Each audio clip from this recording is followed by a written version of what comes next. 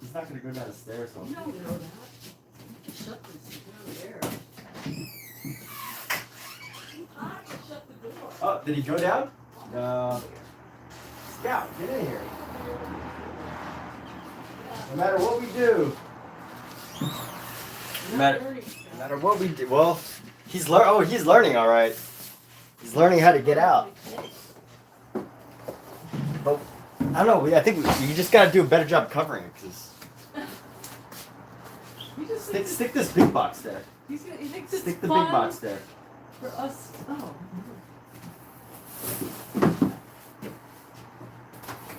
And you know, put something in front of it. Now you can't even see it. Huh? You can't even see No, it. put the thing there. The catcher, yes. Put it there. Huh? Yes, okay.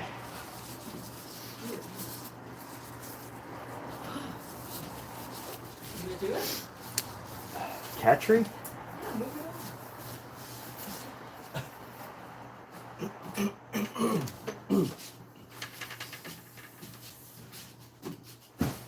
Too smart for his own good. Alright, this cat. No more escapes. Alright, our cat has found ways to escape. I need to spray this scent so it doesn't, so the cats don't come over here. Painting with cats is quite. This cat will always get out. He like runs back in. Somehow he runs back in when we're ready, but then he just runs right back out as soon as we let our guard down. All right, so let's see. Let's work on this painting here. What were we working on previously? We were adding certain details. And that's what we're going to keep doing. Used. Let's see here. What brushes did I use for this? I used this brand new brush here. Just round it, Scout. You hear me? What I want to do is I want to tighten up some of these facial details. So actually, you know what I should do is I should probably go in with some darker shades of certain colors here, and let's play with these darker shades of like red. Let's see, like a darker shade of red. I'm gonna mix this red with a purple. Red with like this purple here.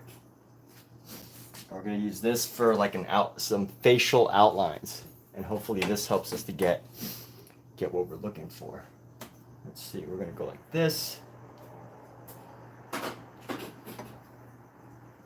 And right into here, just come down. Let's see here. How do we find some of these facial details here? Salad? Huh? Are we having salad? Am I having salad? Yeah, salad. No. Smells like I'm salad. having a salad. Oh, yes.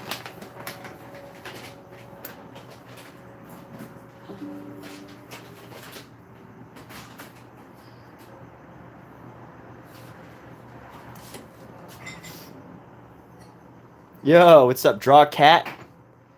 Dincy Rodriguez. Why do you want me to draw a cat? There are hundreds of thousands of photos of cats online that you can find. Why do you want me to draw a cat? How would a cat contribute to your life? I want an essay before I do such an activity. I'm willing to do it. I'm willing to do it for free if you're willing to write an essay. I'm willing to draw a cat on your request, so long as you write an essay.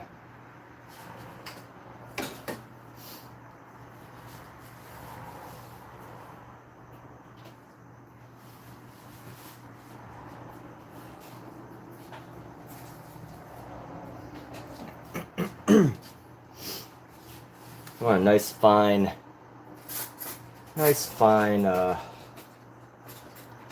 fine detail here. Let's get this. Well, hey, what's up, Lomizu and Mini Lars 7. So let's see. One thing that I'm gonna have trouble with here is trying to find like just the right shapes here.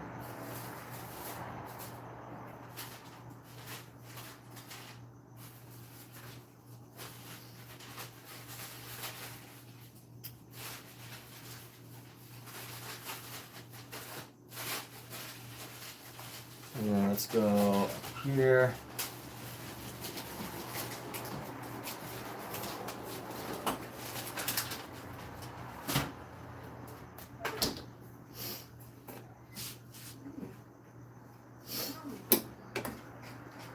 And you know, one thing that I'm noticing about this painting style that I'm going for is there's a lot of line work, which, you know, in like classical painting, it's kind of frowned upon to have lines because it means that, like, you know, you're depending on lines rather than the finest turns of the brush. Let's see, what color is his eyes? His eyes are a good color here, so we're gonna go down like this, and let's just make sure that we get in here. And we're gonna keep this color going. So we're gonna go, let's play with this color a little bit. We're gonna go into here and then boom, boom, boom, boom, right next to each other. And then up here, we're gonna come around like boom, boom, boom, boom, boom, boom. And let's see, did we add some white? No, we didn't add some white from yesterday. Let's try to find this white here.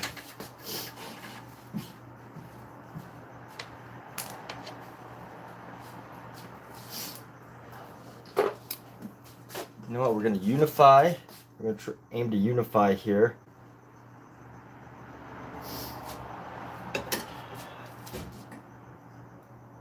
And let's see how we can unify our hair here. So we're going to come around.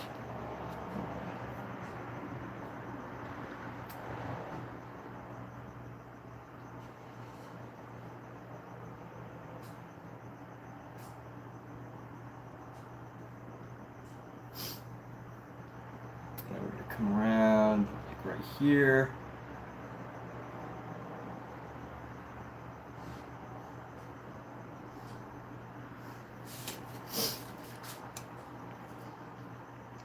And let's see how we can come around the side of the face here. We're gonna try to lighten this a little bit. And I want to reduce the outline of the chin, or the face here. I'm gonna lighten it up with a brown.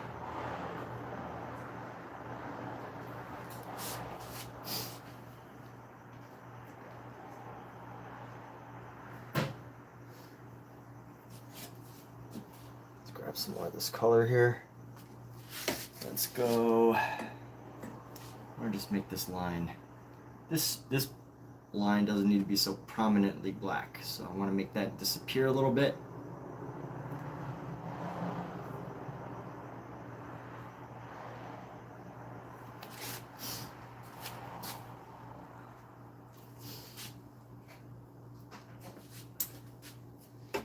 And let's see how we can add some lines into this area. So we're going to come up, add some white, yellow.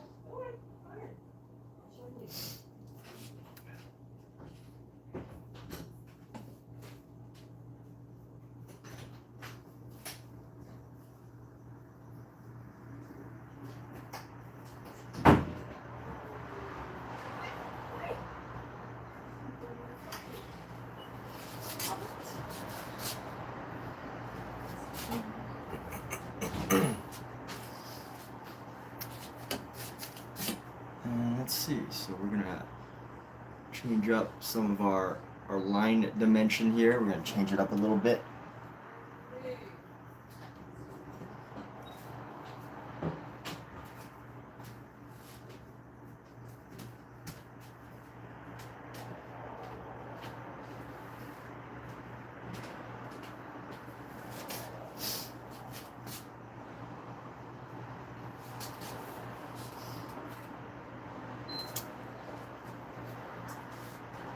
And then let's see how we can add some orange into the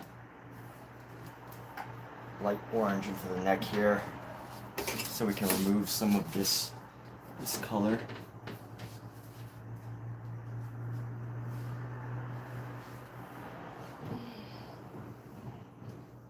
Ooh, why is it wet here?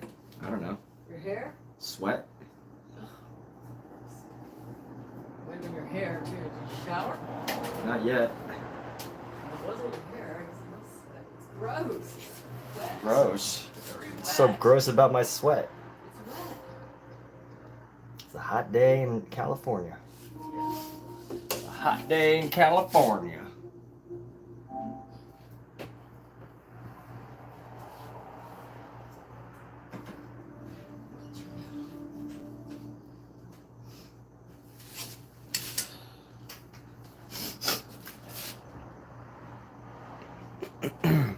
I should say zip zap instead of boom. How come? Give me a reason to do that. Give me a reason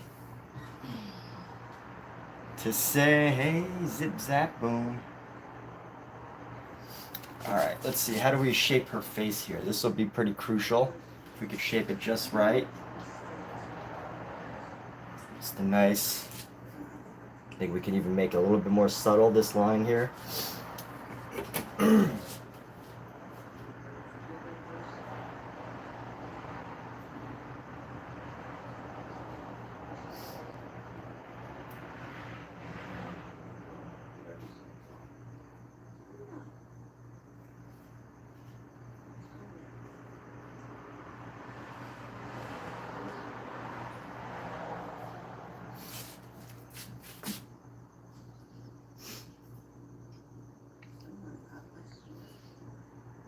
Oh, somebody's already coined the term. That's what your point is. I see. Okay, good idea. Good point. He did have already coined it. So, no, Emerald Lagasse, Emerald's Degrassiers, Sagasi, or whatever his name is. He coined the word bam, not boom. He says bam. Yes. He says bam.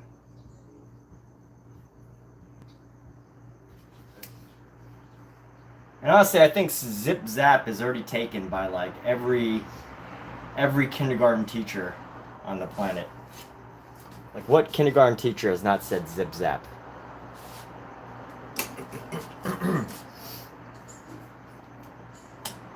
So how do we add some shadows? Yeah. Again? How do you get out again, Kat?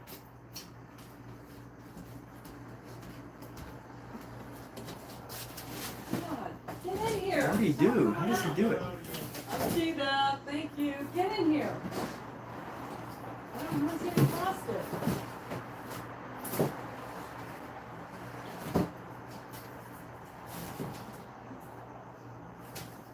Wait.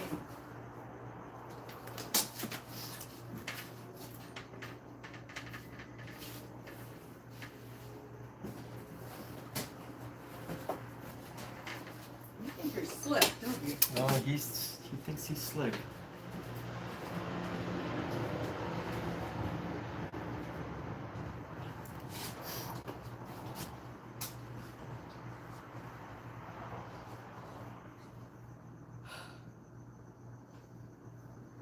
Stay in the house. I'm mad at you. I don't want to risk my wrath to you. Hey!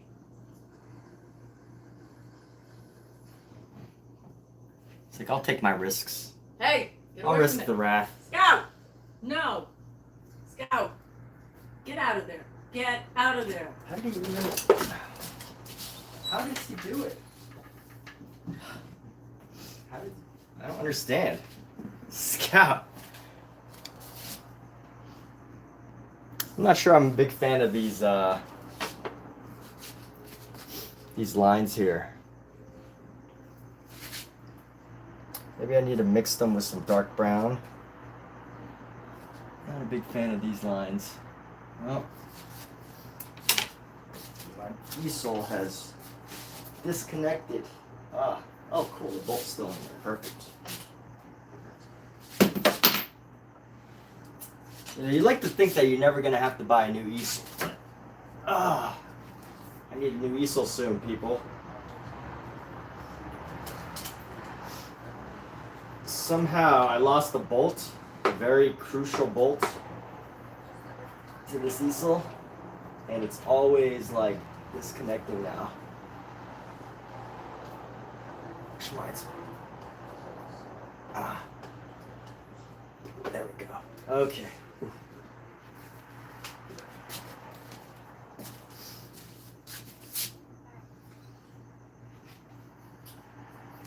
Yeah, I'm not sure I like this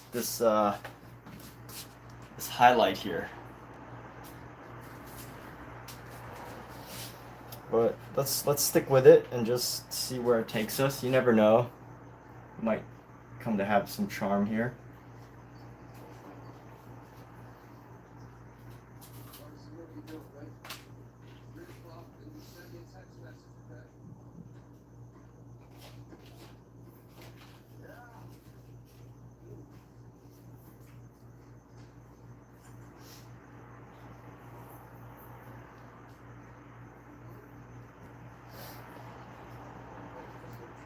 And then, so what's going on, Muizu? What's going on in your world? You? Huh? No, I don't see it.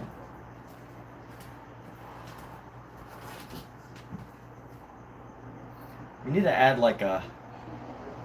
some sort of like. Scout? Where are you? Scout? It's like they never let me have any fun. Scout, where are you? Where's Scout? I don't see him. I think he ran into the bedroom. No, the door's closed.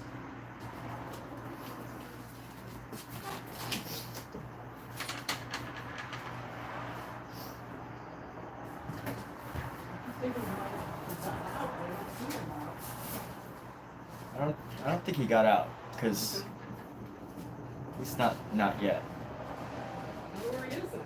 Huh? I don't see him in the house. He ran off somewhere. I don't know where exactly, but he just ran off. He's like, I don't need to explain to you. I'm a grown cat. I don't need to explain myself.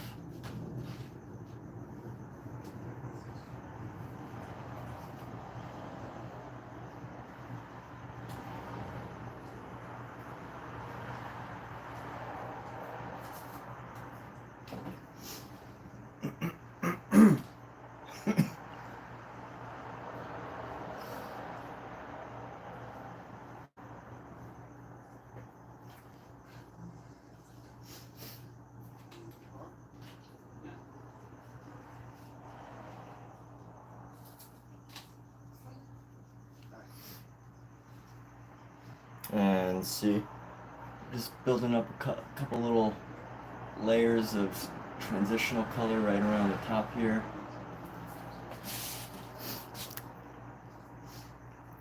It's an interesting effect. It's different.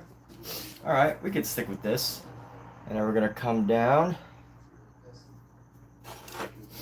And let's go with this ochre here, and let's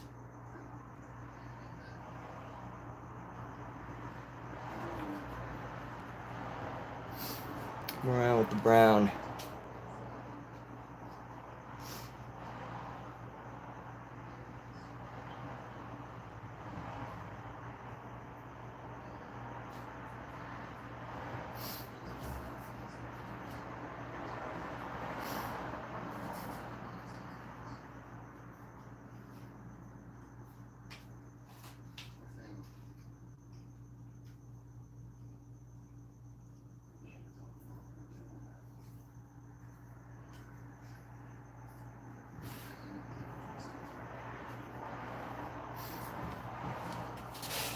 And then this guy, the gentleman here, we gotta darken his eyebrows a little bit. These they're too colorful. You know, this purple's not working. I'm not digging this purple color. So we're gonna darken his eyebrows a bit.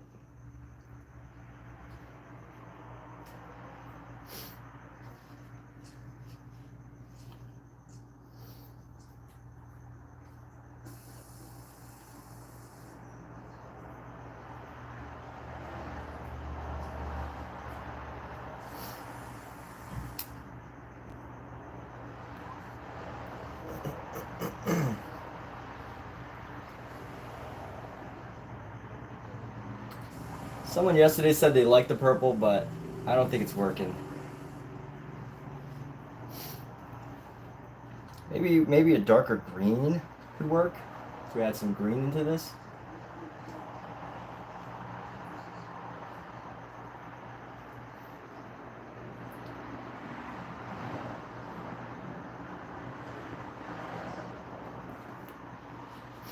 And then let's add some green into her.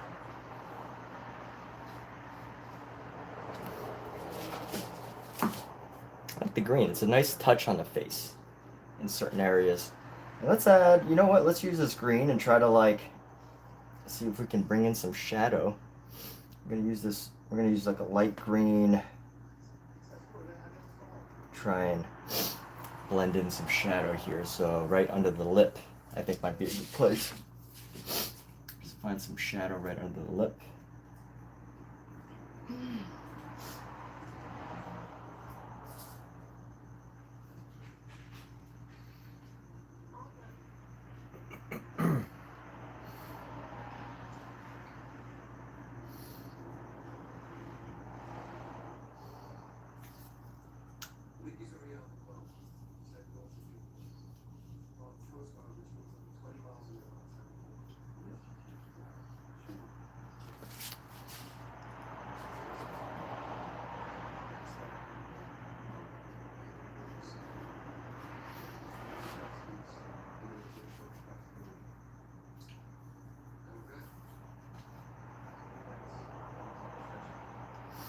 Find some of this green here.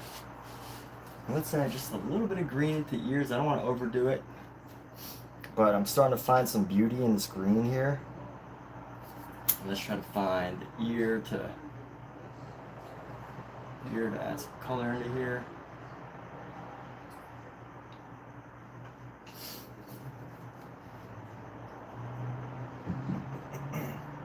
Oh, there you go.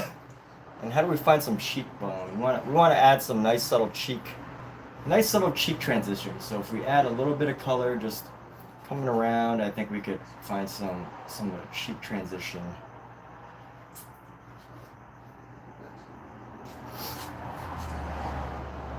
I want to keep it, you know, I want to keep it clean looking.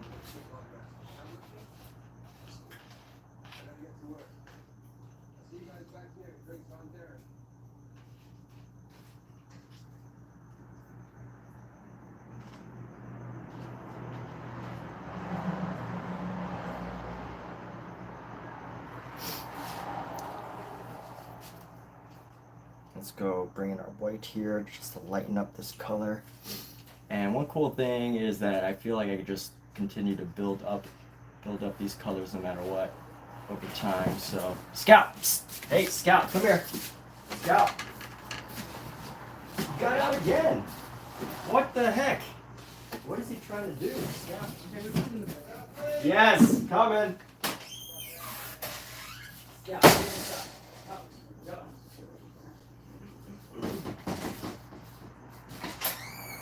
The hole has gotten bigger.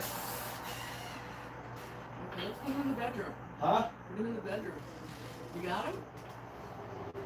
There's gotta be a way. Hey, get in the bedroom. Scout. There's gotta be a way to like block this hole. He made it bigger pretty much, like. Whole new screen, that would. Huh? Whole new screen would lock it.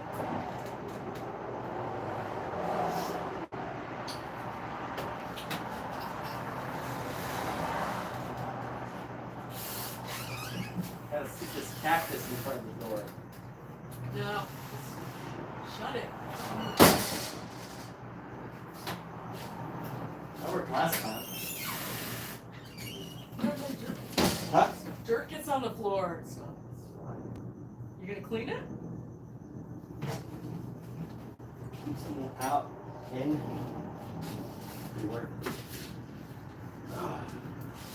Scout, come here. Come on. Okay. It's too small. He can only fit in one hole now, Come so on. Scout.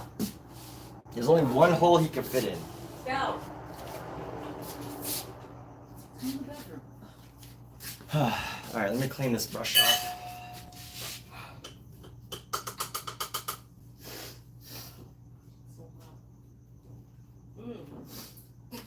Alright, let me find this color here.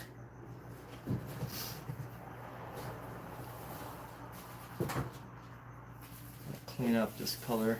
Hi, baby.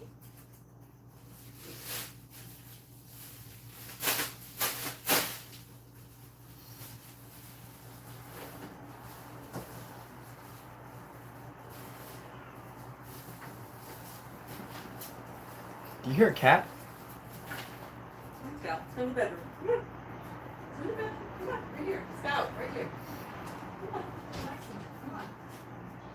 Hold in here. Come on. Come on, Scout. Come on. Now, Scout. And let's keep this going here. Let's go.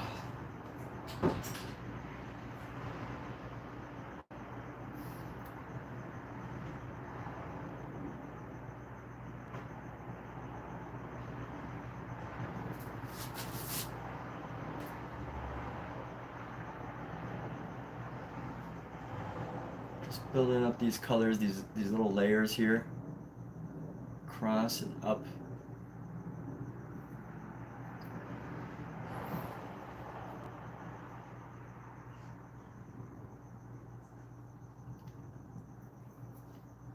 And then let's go find just a little hint of red. Should we do a little red on the nose?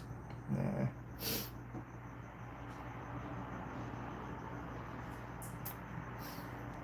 Let's go. It's a good color for this nose area.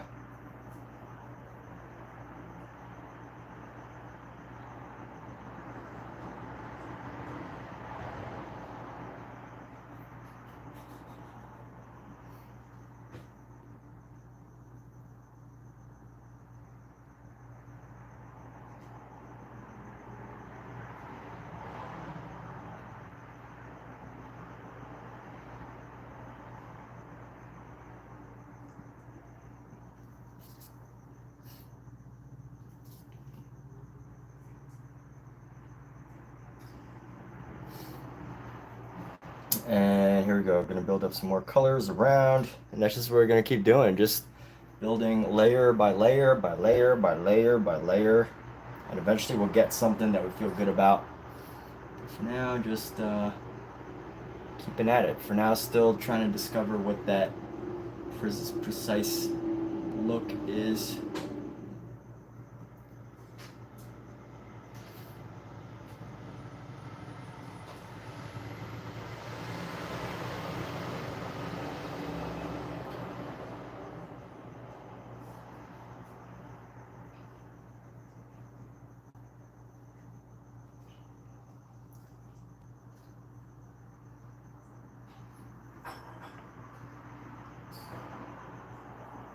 What is this line? That doesn't need to be there. That should just be like a green.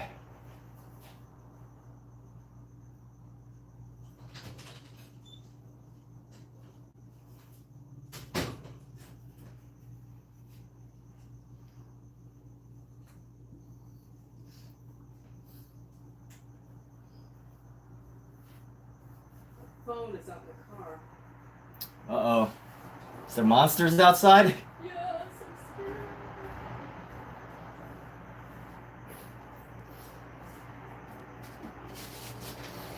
Got monsters. Got monsters outside.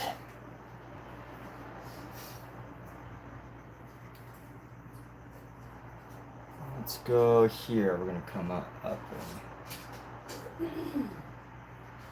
little bit of green. Don't want to do too much of this green. I feel like I'm going a little overboard now. So I want to lighten this, and we're gonna actually go like this.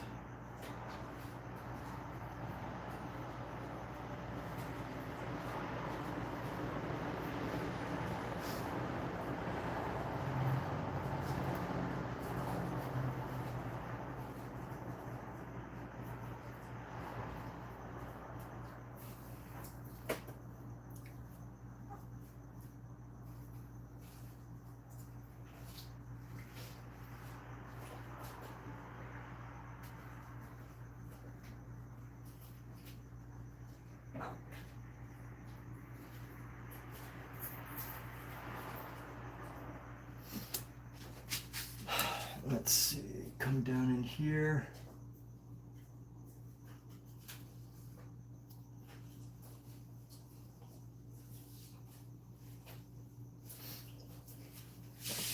I think one trick of the trade is to darken the edges of the lips. We'll go with let's go with a purple for this. I'm gonna come around and go.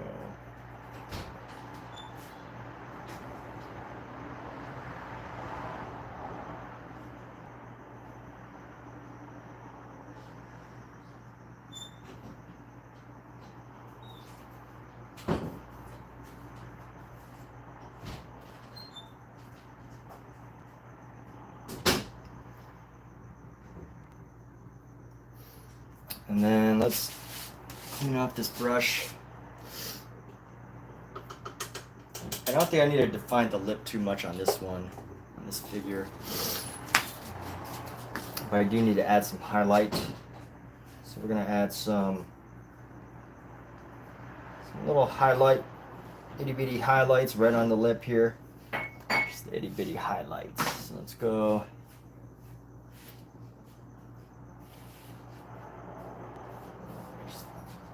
Little highlights going across.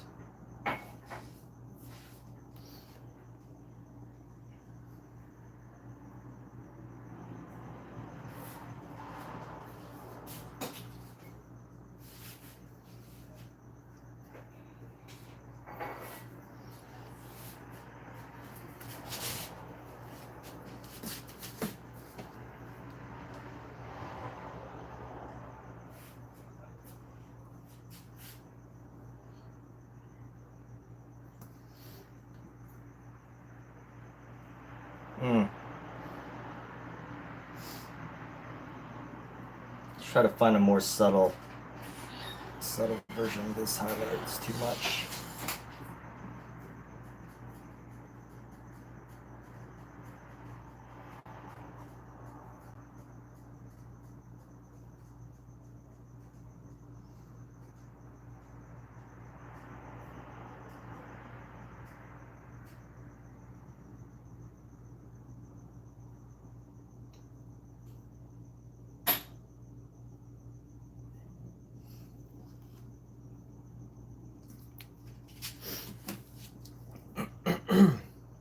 And let's see, okay, this is coming along.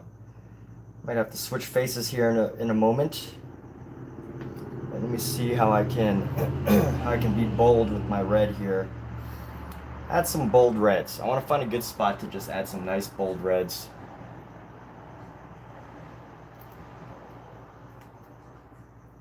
Let's see. I think the cheek needs some more red. So let's go into the cheek, find the red a bit more.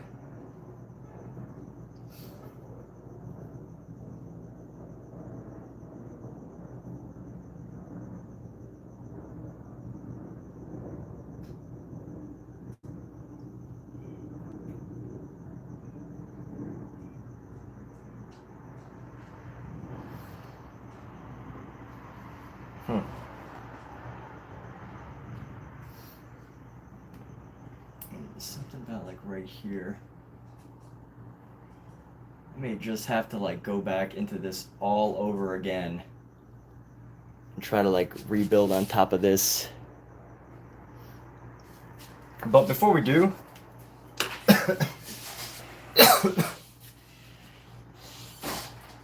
let's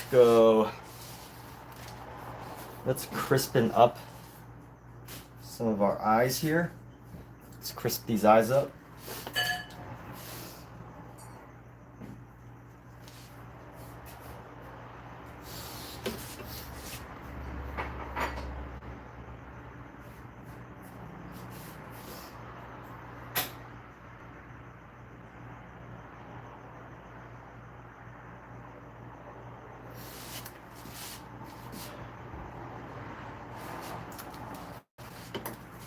Go down into this one.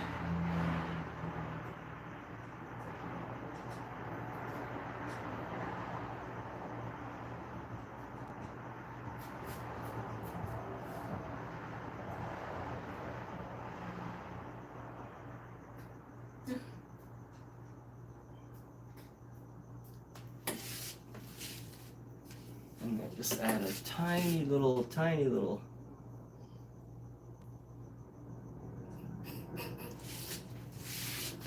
highlight on the side. Actually, you know what? That might not even be. That might not work.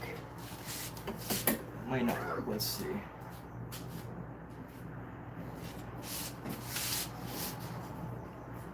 No, that highlight's kind of weird. Might get rid of that. Let's see how we can get rid of it in an interesting way. Let's go. I don't like that highlight.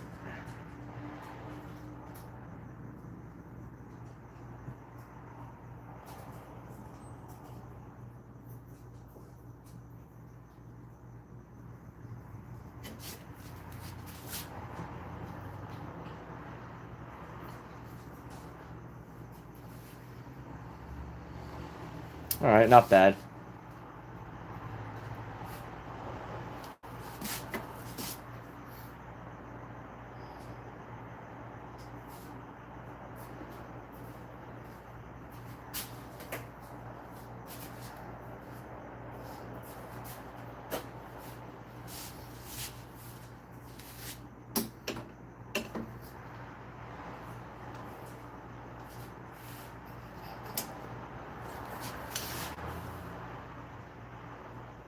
Getting better, getting better. Yo, Bowinator, time zone, you moved. Congratulations on a move. Moving is always exciting, right? Make some new friends. Meet some new people. It's great, right? Could be tough, but you know, I think if you could survive that, you could survive anything. If you could survive a move, I think like movies always tend to like dramatize moving. Like, I moved a few times as a kid, and I wasn't like... I turned out okay, right? That's always subjective. Yeah, my parents moved quite a lot when I was a kid. Well, actually, no, I only had like two big... I only had a couple major moves in my life. Two, I think. Well, when moving to America, that's one, but my mom did all that. She did all the hard work. But then I think there was, moving to a different city for school. That wasn't too bad.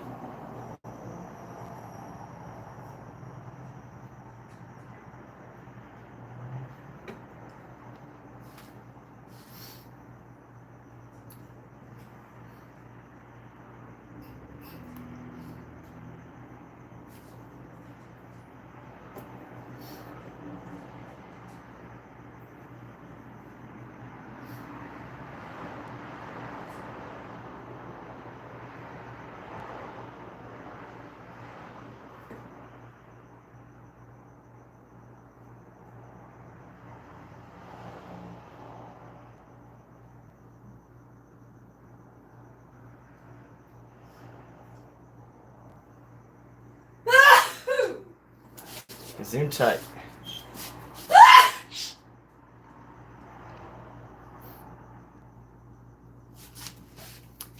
There's just something about this section right here that's not sitting well with me. So we're gonna go bring this up a little bit.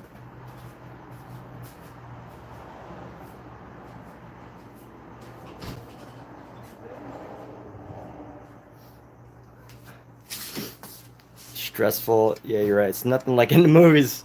Yeah, hey, thanks for jumping in. Really appreciate that. And I hope you get situated into your new home very well. And all that jazz. So take care, dude. Sure to stop by when you can. But hey, you know what? I get it. Your life is changing. You're getting a new life, so can't find the time. It's all good, Bowinator. Just keep up with whatever it is that you're working on, man. Whatever excellence you're striving for, keep up with that. That's the important thing.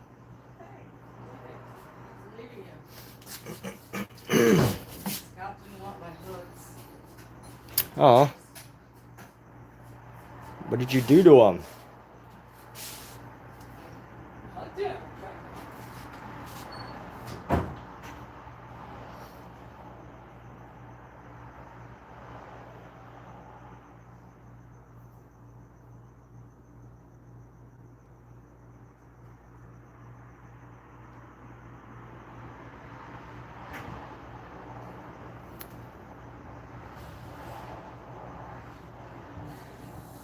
All right, that's a little better. This is, you know what, this way of painting, you get a lot more color, but it's actually quite challenging to find just the right shades of everything. I think this gentleman needs some facial features. So we're gonna come in with our green.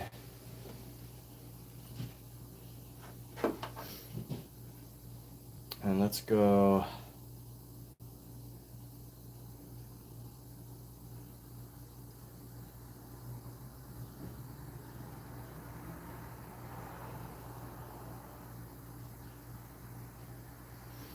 What is this eyelid right here?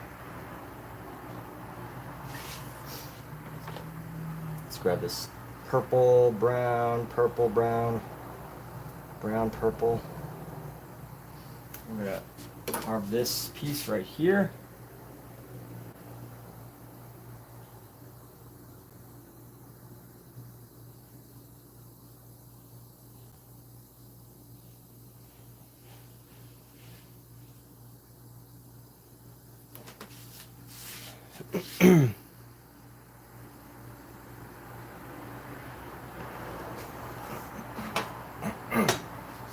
And let's see, this is a shadow color right now. So what can I do? I can probably bring this into the eyebrows a little bit because his eyebrows are very dark. Create some contrast. And then let's shape his face a little bit. Come down a little further. And then we're gonna come down.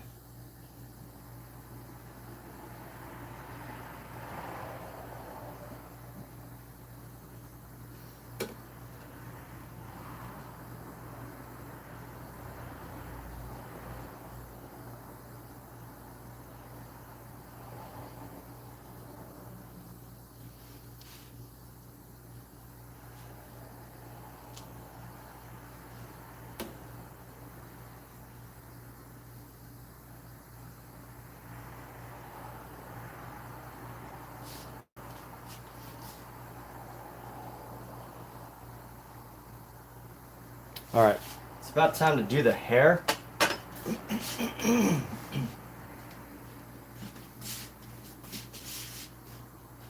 You know, let's spice up the background a little bit. Let's do some spicing up of the background. We're gonna do some flares. Let's add some flares to the background. And the color to use a flare with.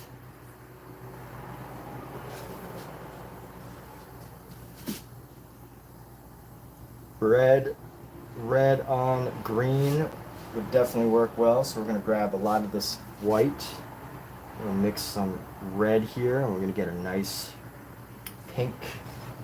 We're getting a nice pink, but I want like a nice orange.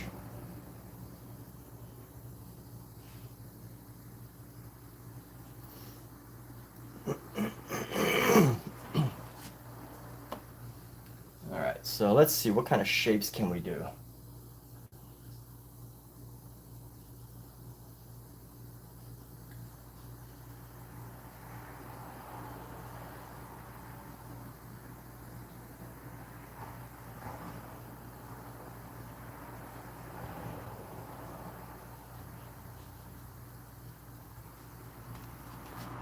That's a good start.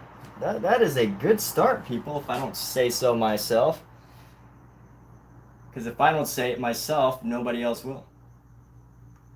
Until the day that people start cheering for you, you kind of got to do it yourself.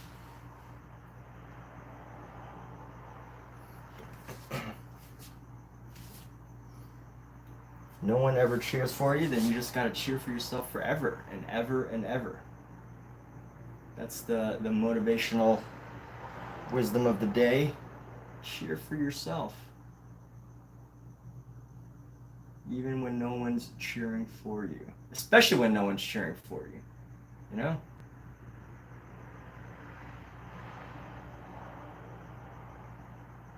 Laugh at your own jokes if no one's laughing at your jokes.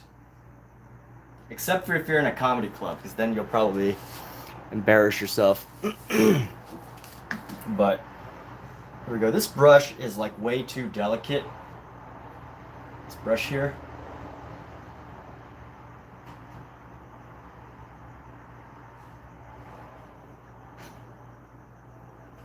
What can I do about this? How can we make this?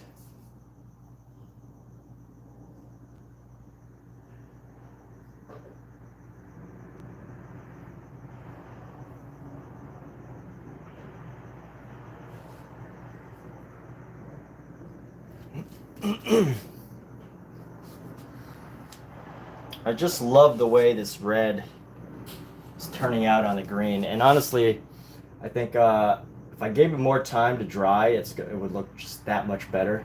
If I let the green dry just a bit, but I at least want to establish some idea of what's going to be happening in this background, because it helps. It really does. Every you know, even if it's just a partial update, just these little details is enough to kind of give you some ideas to work with.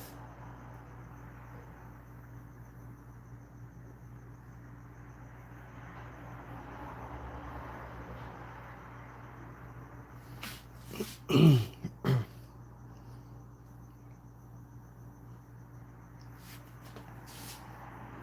nice little decorations. And then we'll add a couple other ones. We'll do something a little different. Do different decorations at some point. I like this though. I like how it's turning out.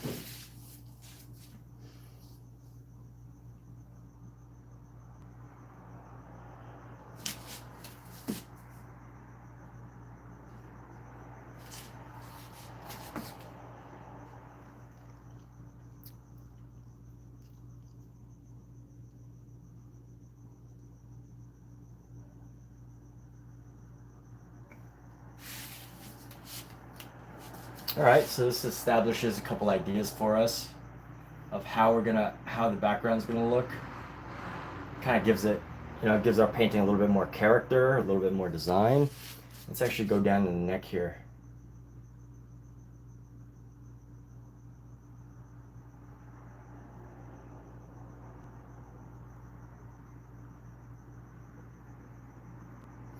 I'm gonna use this pink in the neck.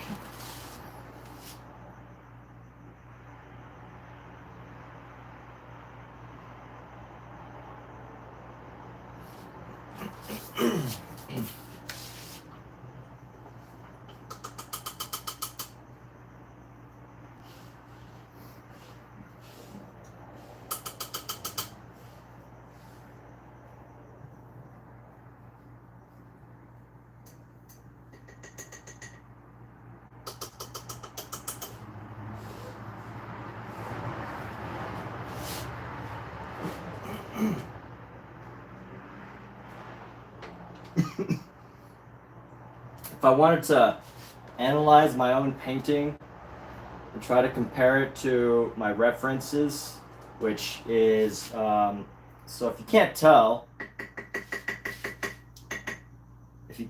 because I'm doing such a bad job of it, I am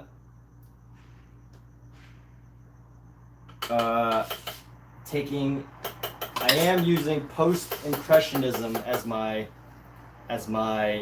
reference, right? It's not my reference image, but Vincent van Gogh's painting is what I'm using as references to paint the rest of this, right? I already painted the photo, and I felt like, you know, I just didn't want to paint it. I don't want to paint another photo. So I decided that I was going to use some of Vincent van Gogh's portraits and turn this into a study. Turn this into a study of Vincent van Gogh's way of painting portraits. Admittedly, I've avoided it in the past because I feel like Vincent van Gogh's way of painting is like so much harder to achieve than many others. So much harder to achieve.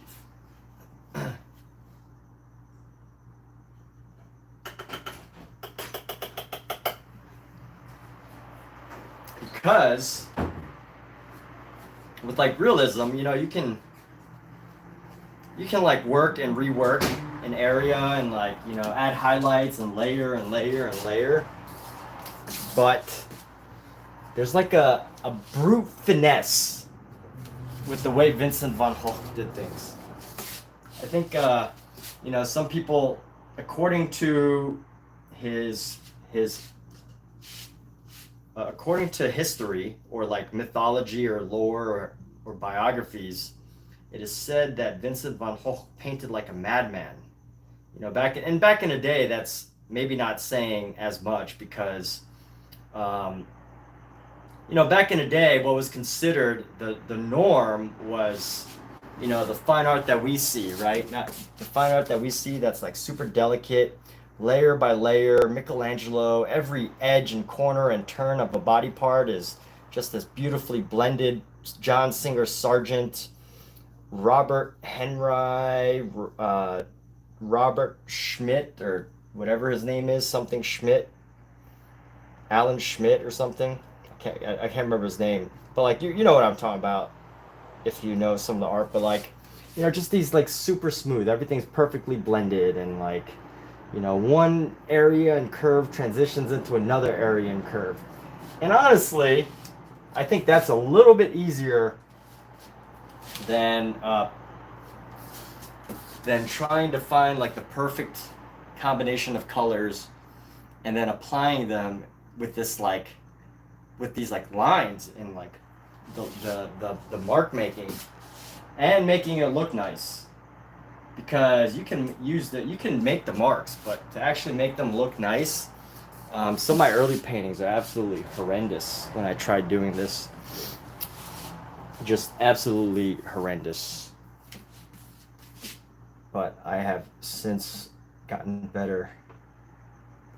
And you know what? Like, whether you think this is good or bad, I definitely feel as if I've come a long way since my early attempts at applying this style.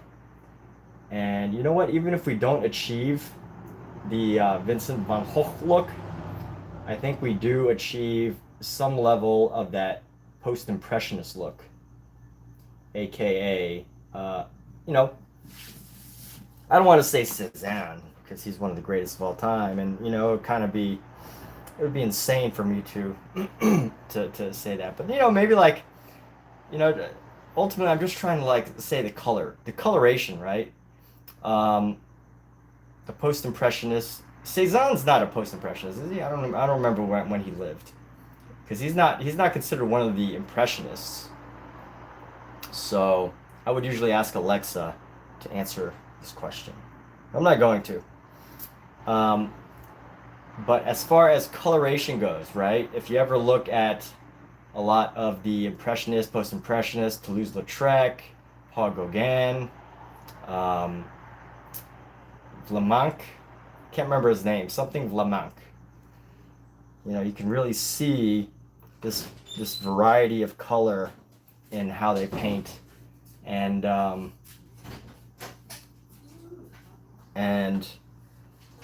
that can be a struggle, or it can be, you know, something. It can be a struggle to like make this brushwork look good without it looking bad. And I basically just repeated the same idea in 2 different ways. Make it look good without making it look good without making it look bad. Is that did I just say that? I don't know what I just said. All right, back to painting, people. Enough jibber jabber.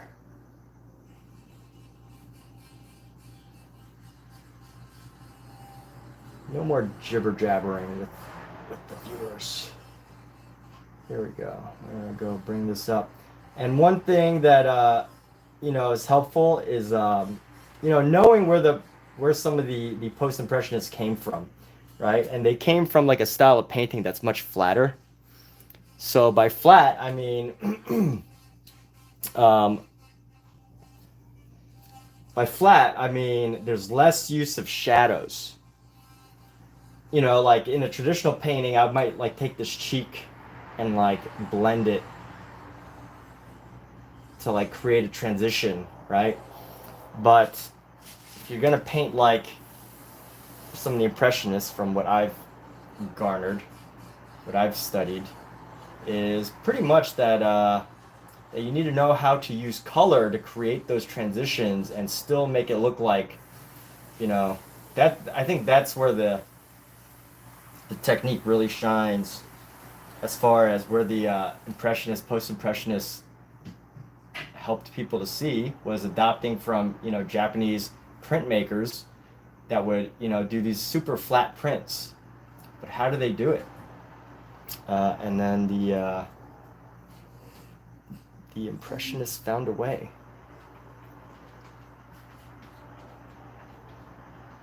So here we go. We're actually gonna pull something from the playbook here. We're just gonna go right up here. We're gonna go like bam.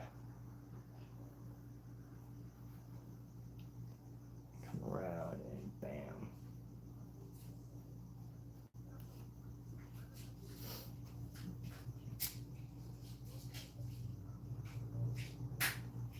Yeah, the way that Impressionists use color is just absolutely fascinating. Because they were the first to like put green on people's faces, or the I guess the Fauvists were. It was the Fauvists. I don't know the timeline of the Fauvists versus the Impressionists, but at one point somebody put green on a face, and it was highly offensive at one point in history, but not today.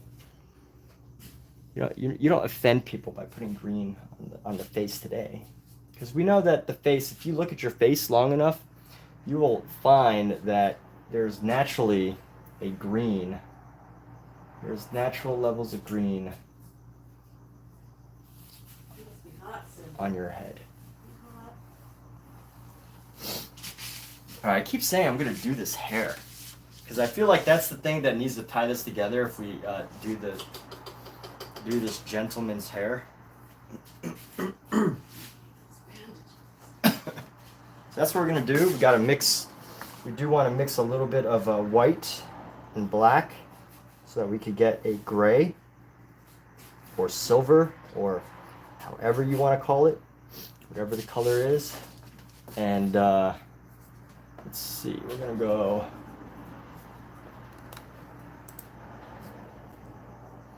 I'm gonna come around and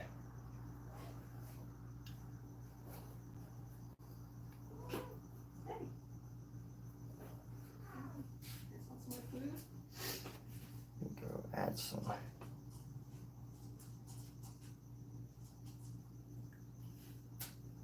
And then let's go like so.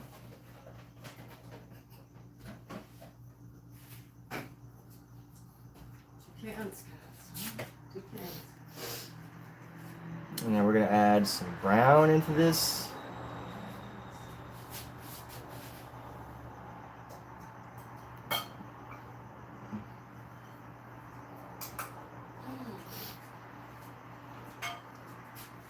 And then let's even add hints of, yeah, let's keep adding these browns and whites. Let's go like this.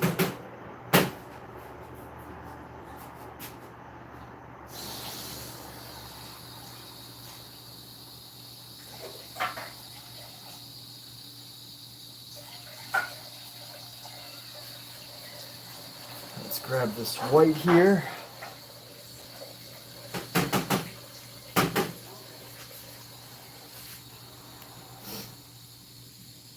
And we're gonna grab our black and get like a nice shade of white.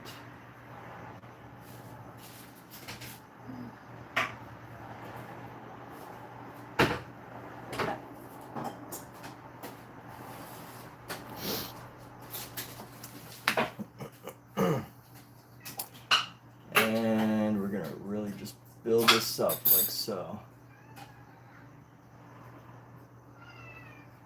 Aw, cats are speaking.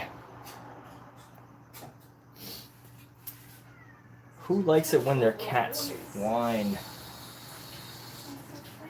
Can y'all hear the cat? She's like,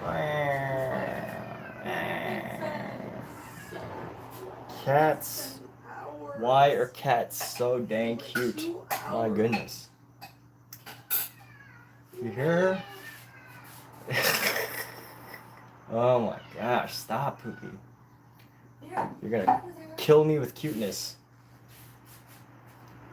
Kill me with her cuteness.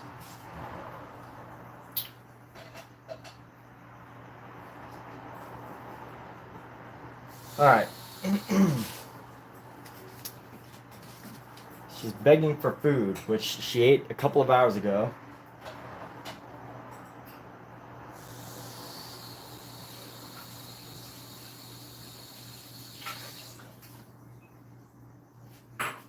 You know, let's spice up some of these colors a little bit. I don't want to. It's just so boring, you know. Just this boring brown and white. Like, what's the point of being a painter if you're not going to play with color, right? If you're just going to go for realism, you might as well just. I mean, when I say realism, I mean like perfect color matching. Perfect duplication of a photo. That's usually what I mean by realism, but I know some people have other definitions for that. But you know, why bother learning to paint with color?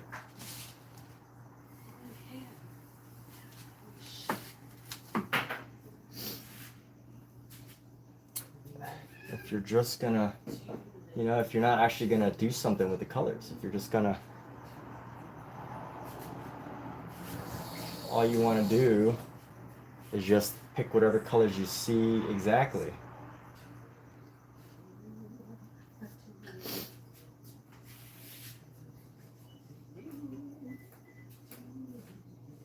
But then some would say, well, you should learn to walk before you run. Or you should learn to match perfect colors before you even choose to experiment with color. You should paint like it's 1437. When Leonardo da Vinci was alive. Those were the golden days. By the way, that's my like elitist artist voice. My elite artist voice. The artist who is the elite of the elite. The sophisticated, the elite artist voice,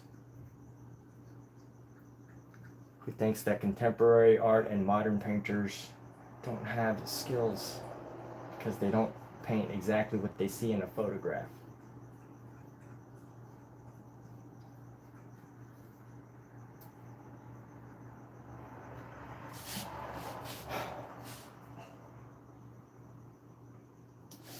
what else would start to tie this together here? Why bother learning anything? Exactly, Omizu. Why bother learning anything? All right, we're gonna keep today actually a pretty quick painting session probably,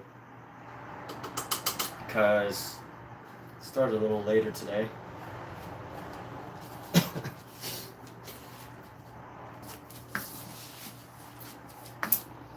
So a little later. Now we're here. Started from the bottom. Now we're here. Let's try to grab some of this. Ooh.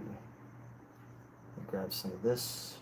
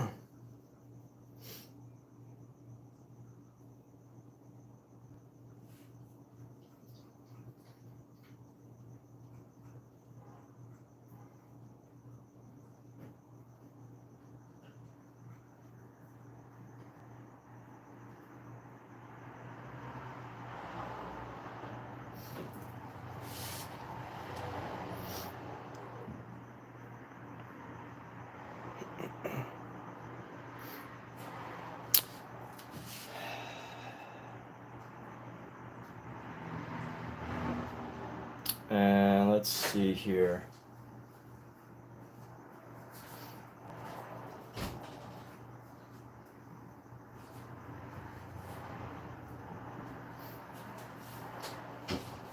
Let's grab some of this green now, huh? Shall we? Let's see if we can match this green color.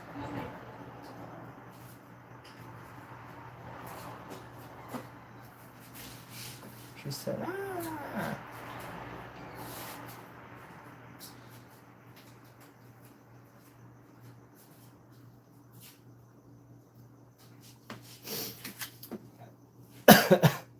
All right, we're gonna come around and let's.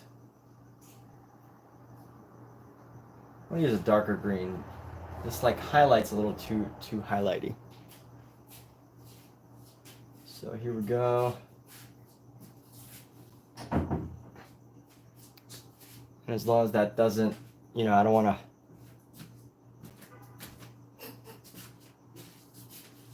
Alexa, what time is it? The time is 9:52 p.m. Did that answer your question?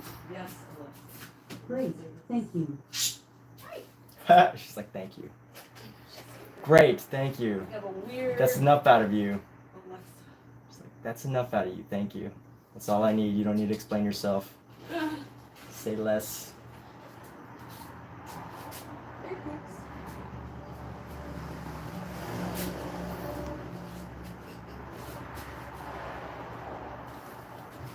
And I need to modify this little area right here. So let's see how we can do that.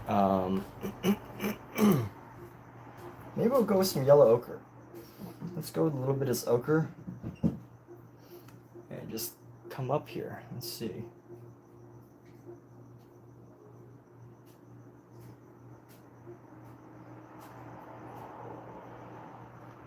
We're gonna go into here, go into shadows.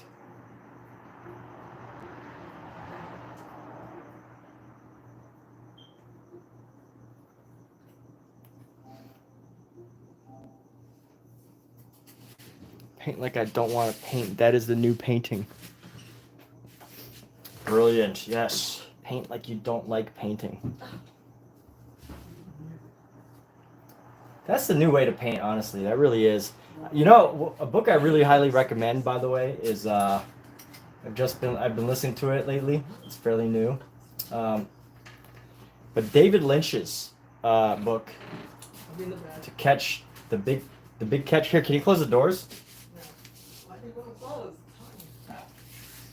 Catching the Big Fish, I think is the name of the title. So I don't want to stick out getting out, and catching the fish. She's like, all right, peace, I'm going inside. It's like, nope, I'm not closing no doors.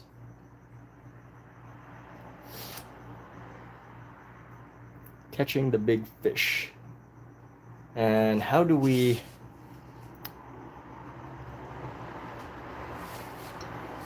what do we do from here? You know what, I'm gonna close the doors. Just because once I finish cleaning, I don't want to have to deal with all of this.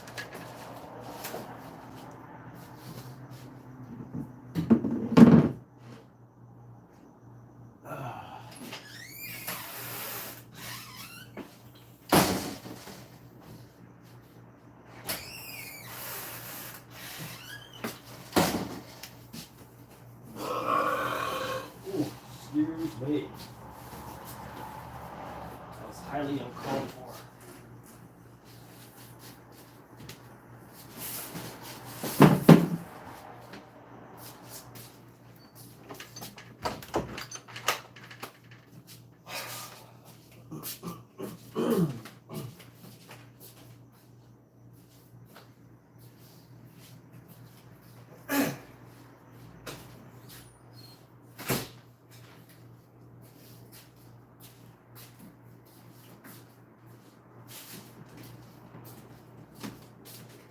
Ciao, Fern. All right, and this face is obviously a little redder. So I'm trying to figure out what I need to do to...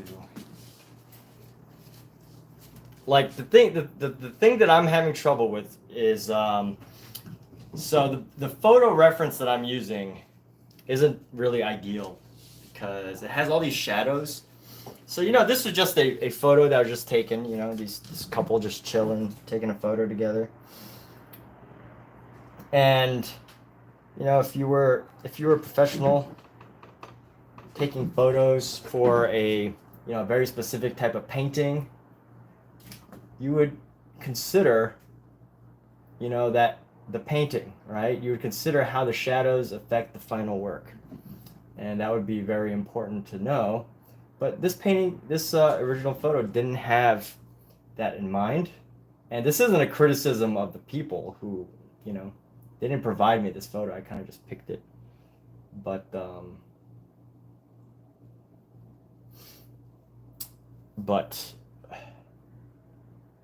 as far as that is concerned, the reason why I'm bringing this up is because I haven't fully committed to... Am I being attacked? Something like that. I haven't fully committed to... How do I say it? Like either keeping all the shadows that are in the original photo out, and just adding lights as I see them, or trying to work around the original shadows. And when you're painting, you're either looking back at the reference and then I'm coming back here, and then by the time I come back here and I start working on something else, I've already gone back to the original idea. So that could be the challenge. And what it comes down to is just having the right reference, right? The challenge is, if I'm trying to summarize it in the most condensed form rather than babbling on, that would be to get the right reference photos. Right reference photos for the job. So, you know, if you were to paint like this, you would want to probably get reference photos that have pretty much the entire face just mostly lit up, you know? A very well lit face would be the ideal situation, right?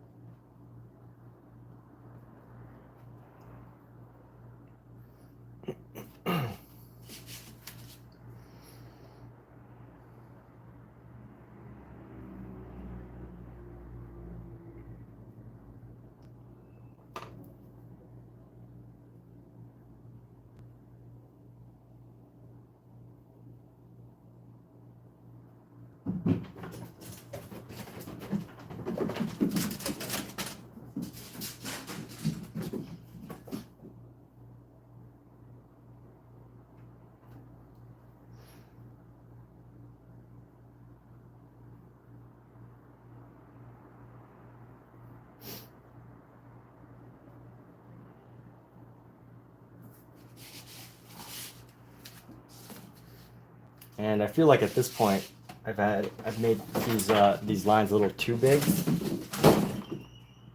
But let's see. Let's think about reducing some of this line work here.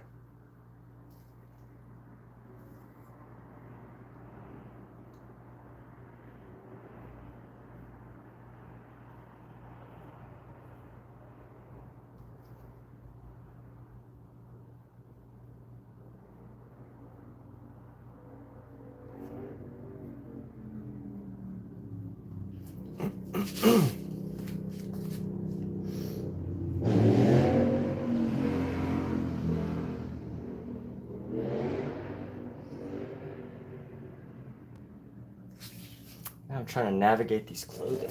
These are some modern clothes, so I can't really figure out exactly where one ends and the other one begins.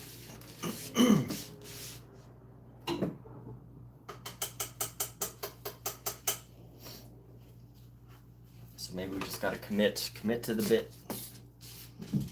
So let's commit. I'm always under attack by these cats.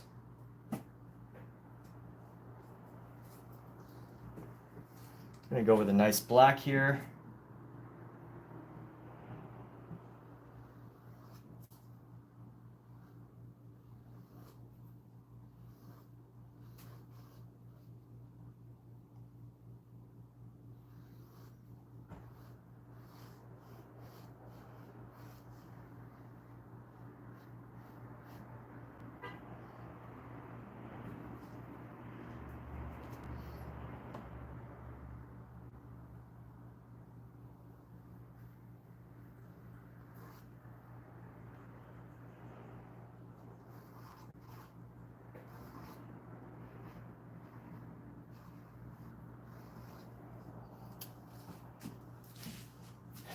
Now, let's go like this.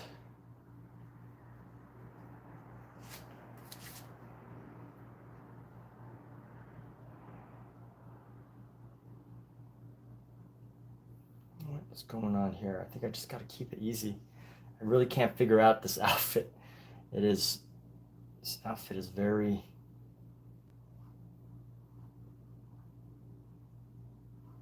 At least I get the button. Get the button, get the collar, get this other collar. I guess her head is on his shoulder, so it's gonna come around.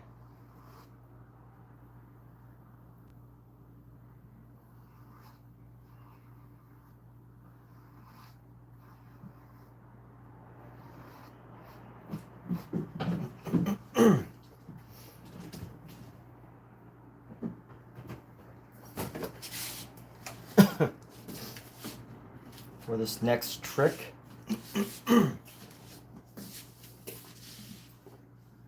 going to use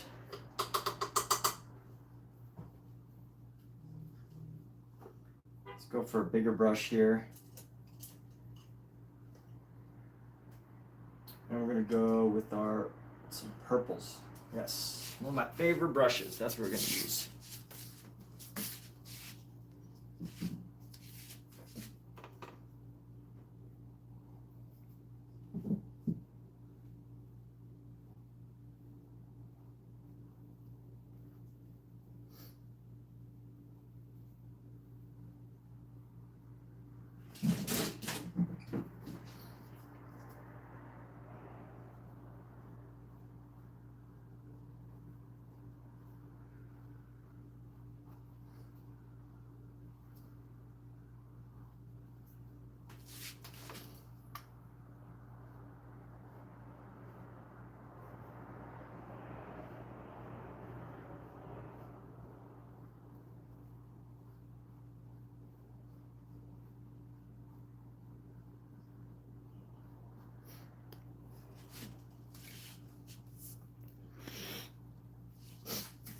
And then let's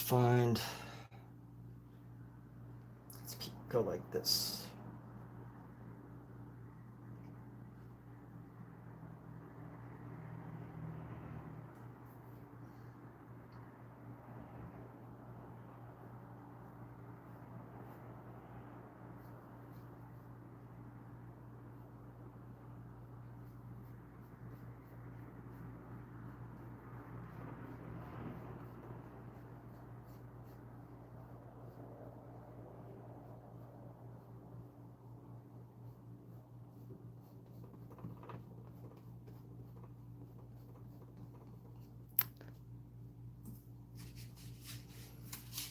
Purple and green. Is that a good color mix? Red, orange, yellow, green, blue, purple.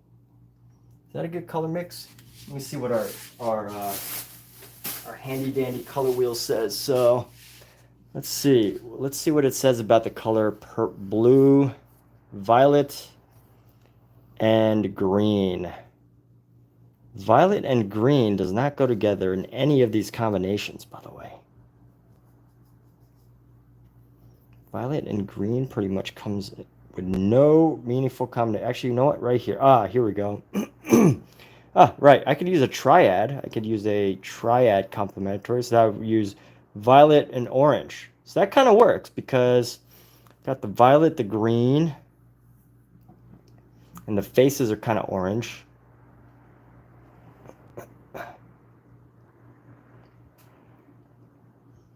So that could work if I do the violet and green. But you know what? I think what I really want to do is actually just keep this mostly one color. So we're just going to go like that. We're not going to spend too much time thinking about look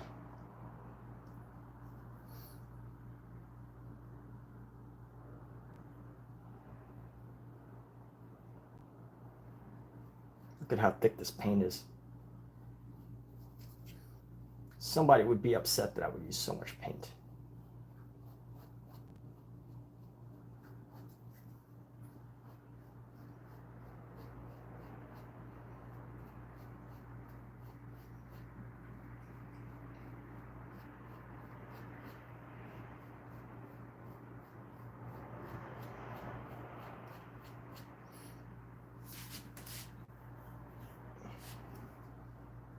Let's add some of this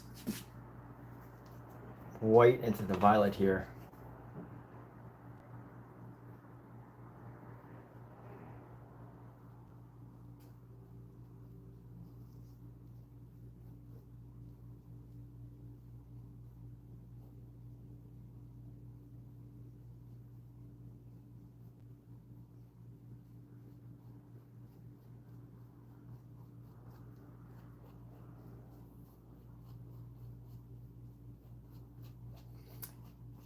This is my derivative artwork.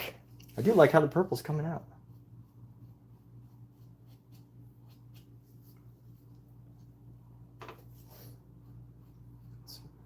The violet.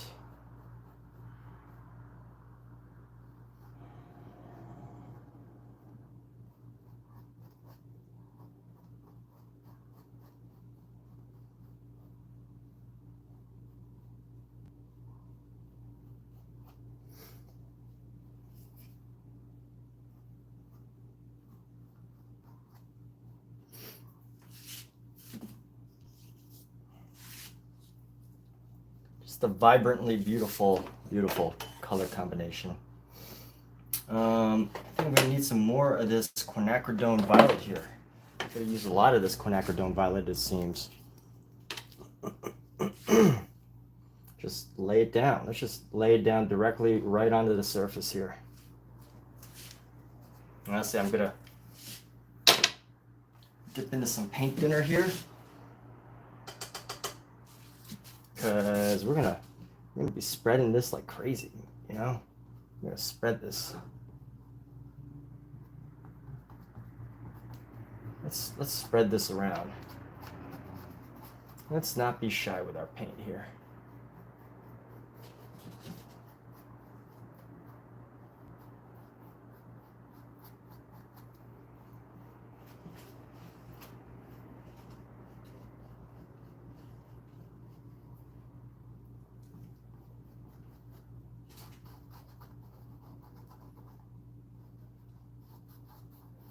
You know, if there's anything that we could say about Van Gogh, is I don't actually know if he was ever really broke. I think it's a myth that Van Gogh was ever broke.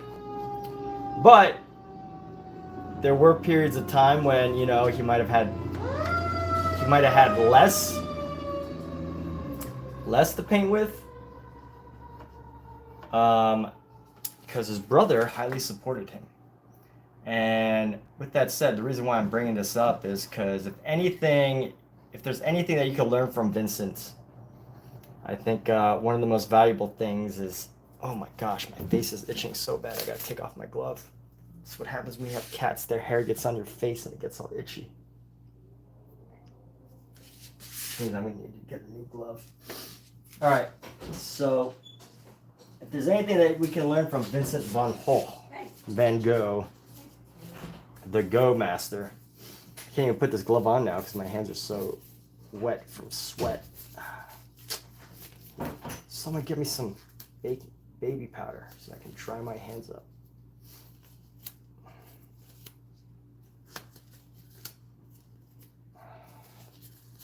I don't like to rub my eyes when I have like chemicals on them, so I had to take off the glove. Now I won't even go back on, so I'm just gonna use this funky combination. But like, you know, one thing you'll never see in a Vincent van Gogh painting is Vincent van Gogh was pretty much like never frugal with paint. And if there's anything you could like take away from him, I think it's that. Doesn't mean you shouldn't be frugal with paint. But that's also, you know, this was also something spoken by Robert Henry. I don't know how the French say it versus the right way to say it or whatever, but one of the things that Robert Henry wrote in his book, The Art Spirit, which is a very influential art book. One of the things that he wrote in this book that was very well received by me was, you know, there's lazy marks, there's lazy brushwork, there's perfectionist brushwork, there's you know, expressive brushwork, there's angry brushwork. And then he said, if there's one type of brushwork that you should try to avoid, and it was like the only thing that he was like, don't do this, is don't show frugal use of paint. That was his one lesson. And it must be true, because you could see it in a lot of great artists' artwork. Is Vincent van Gogh was never frugal with his artwork or with his paint, even though he didn't struggle, but he did have some struggles. So I just want to spread this paint out a little bit more, so it's like nice and even.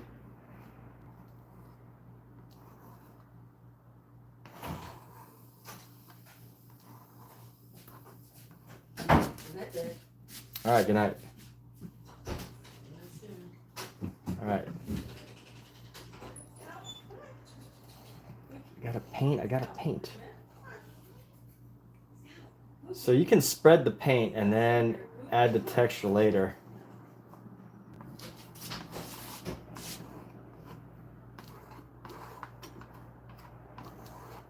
And then I'm probably gonna add the same color across. Let's just make this the same color across here.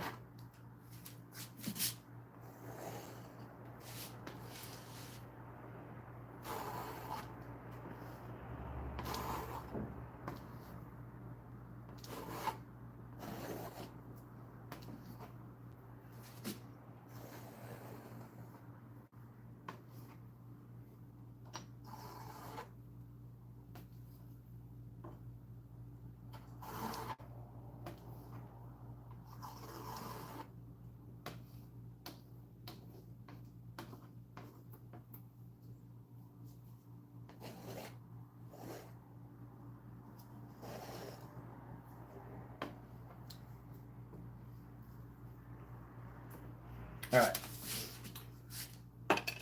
So let's see. Now let's bring in the brushwork here.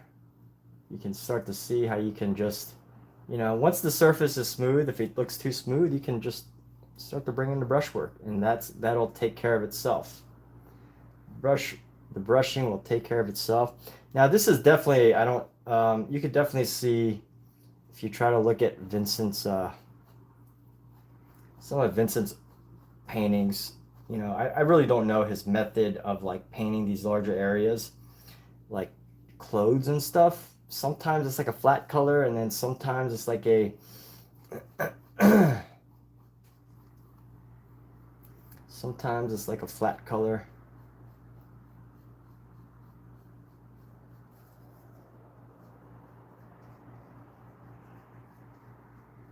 And then sometimes it's something else. So we're gonna come down here. Just gonna bring in the brushwork just to give it that, you know, when you do the brushing, what happens, why it actually matters is, you know, the surface looks totally different. You know, you start to see a totally different surface when you do this. And it makes a difference.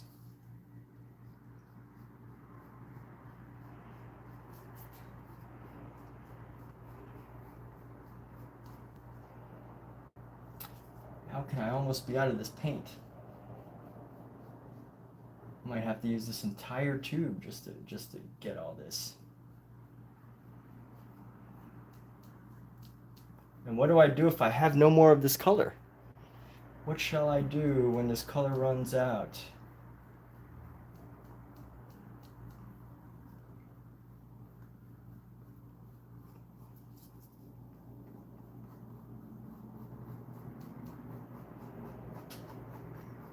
So I'm not brushing the regular way, which, you know, if you're brushing like the regular way, you would probably try to, like, you know, you'd brush, right? You know what I mean, like brushing, like,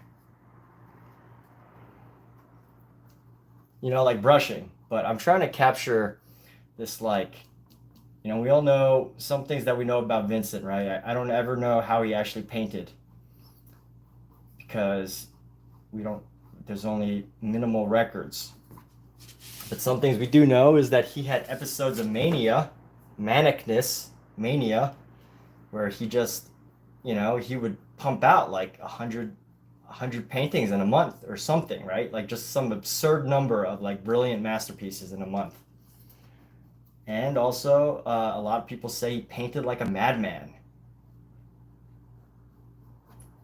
And just combining those, a couple of those facts together, you know, and then looking at his paintings, like how much brushwork goes into his paintings. You see the brushwork. There's every stroke, there's lots of movement, right? And it's just hard to imagine him sitting there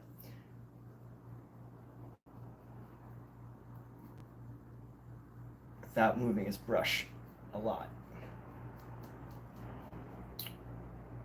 So that's where my interpretation of this style of brush work comes from. It's not so much the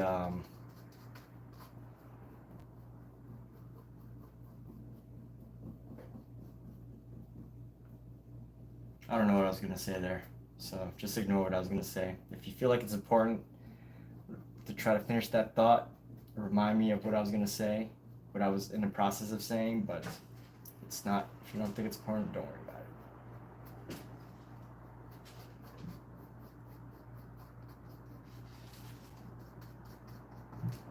But that's why I think it's really helpful to read artist bios. Like, if you're going to try to study an artist, like, sadly, there's not too many artists that actually, you know, have as, like, deep of a bio and are as highly documented as Vincent van Gogh. Now, today, you know, with video and everything and social media, hopefully, you know, more artists choose to document their process and their style and all these things that people can learn from. But, you know, it's nice to, like, get into the head of artists by reading their biographies, or like their letters. More important than their biographies, because, you know, biographies are written by other people who, you know, study or research, but they, you know, biography can never really get into somebody's head, right? You can never get into somebody's head as deep as, you know, personal letters or conversations from that person.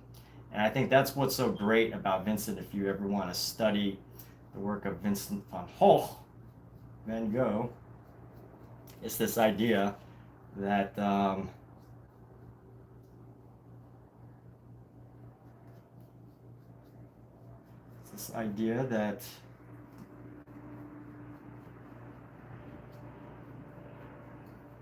he has letters, hundreds, I think thousands of letters that you can actually read and listen to.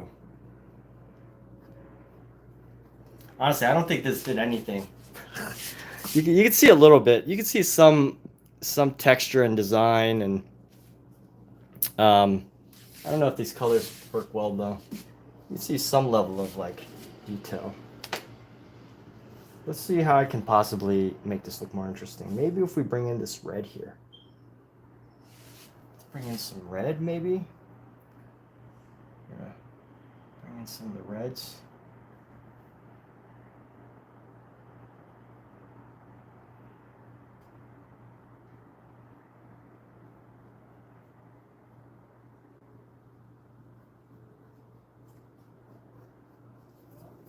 Does that help? Is that better? Maybe add some green to this.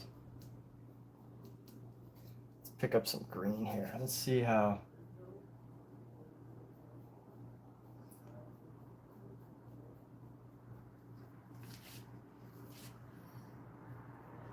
You know what? Let's just experiment with color here and just see what we can do with just a wide color variety against the purple. Some greens.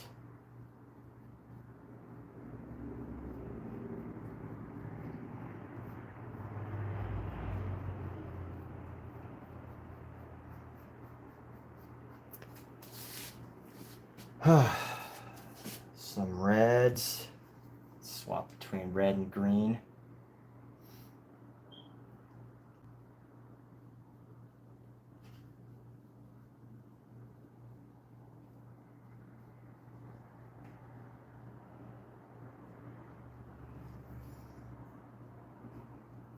There's green again.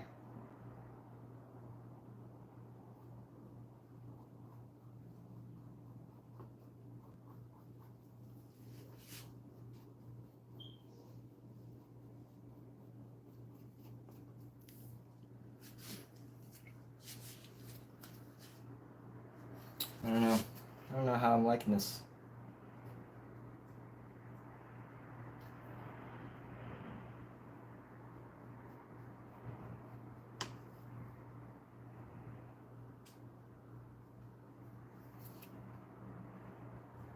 Paint's also really thick.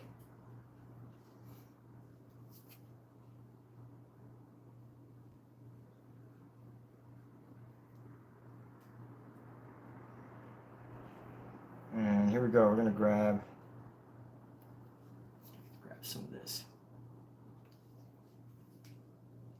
Let's grab some of this red. This like.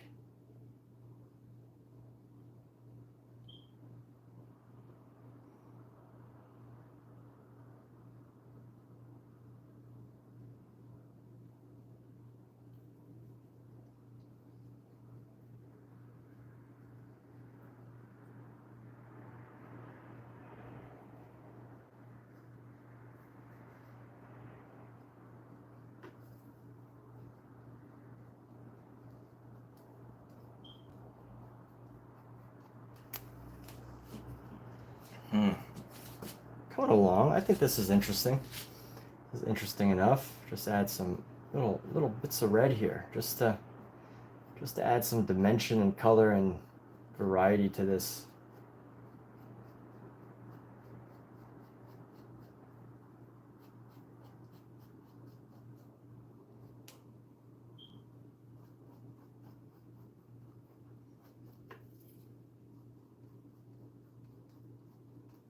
What is the meaning of all this?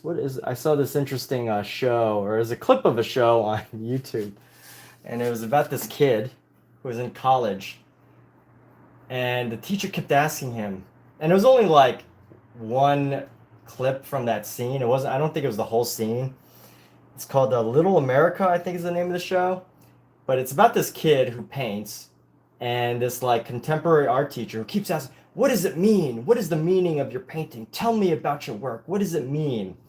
And he kept saying like, you know, he just wants to paint. He doesn't want to like explain things, right? He doesn't like contemporary art and trying to explain this meaning. And it was funny because they had another student.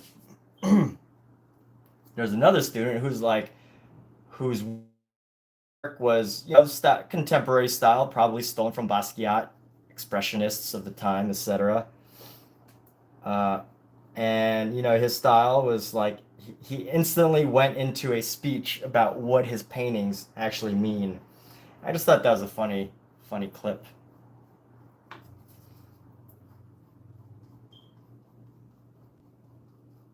I kind of want to see that episode just to see how that plays out. Although, I did read the episode synopsis, and it seems like the kid kind of quit school, I guess, because he doesn't like it because the teacher's whack. The wacky teacher.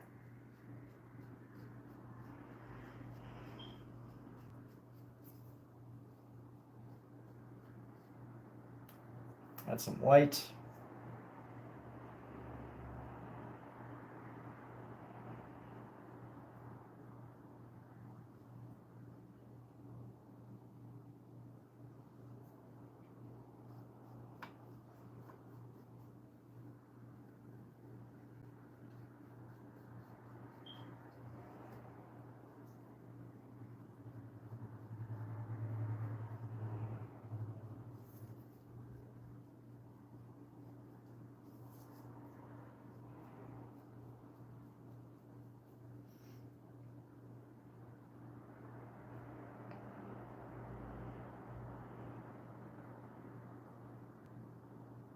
You know, I actually like this. It's interesting.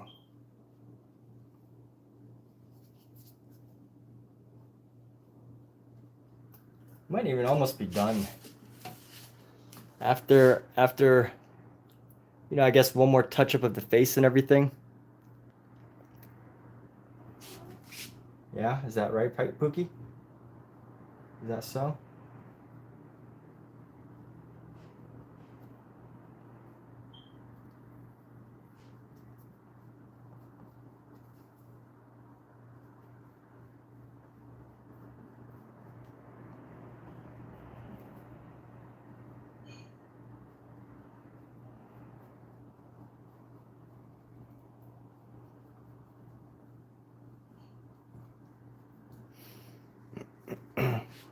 All right. What did I just do? I don't know. I just made a very colorful shirt, and that's not even the real color. So of their clothes. But who cares, right? Who's judging? Who's evaluating me?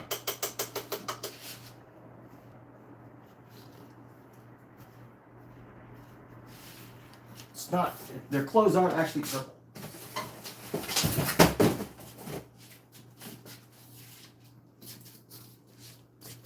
All right, so let's go like this. I'm gonna grab this yellow. We're gonna put this into the button.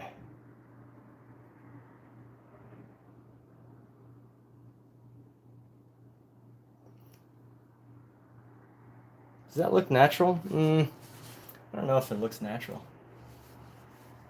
Come on, somebody say it. Somebody say this looks like Timu van Gogh. Timu van Gogh. That would be the greatest compliment anybody could pay me tonight. Looks like Timu van Gogh.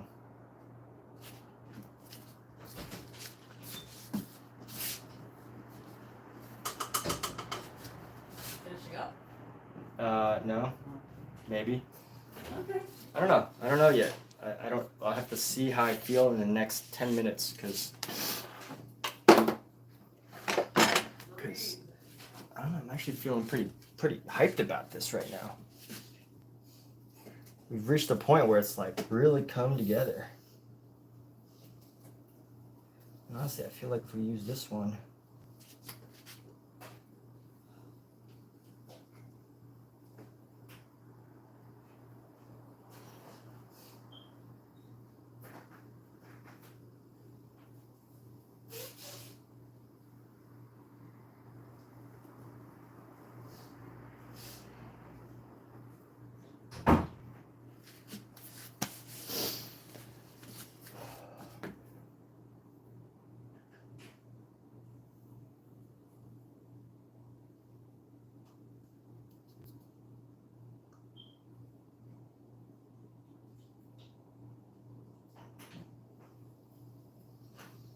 you know, add some different size vines and stuff. Spooky. Whatever. Cool. Spooky.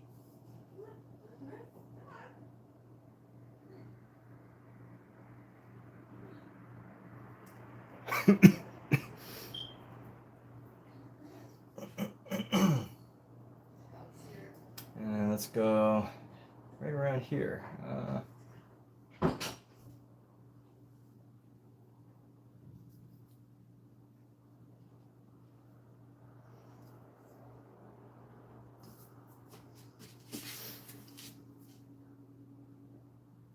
And let's keep, can actually, what can we do about this? How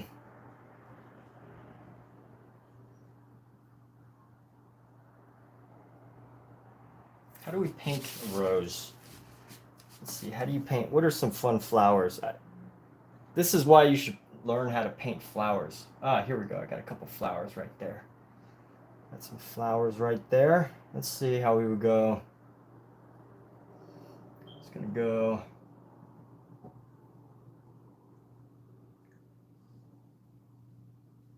Like so.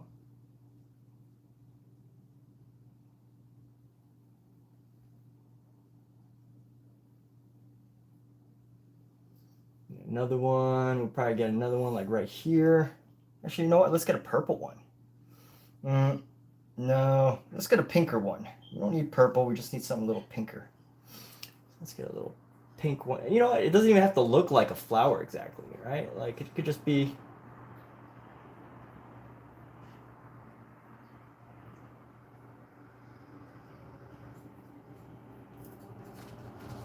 Just little things. Just be little things. Just sitting around the outside here. Just need a couple of them. I don't need too many.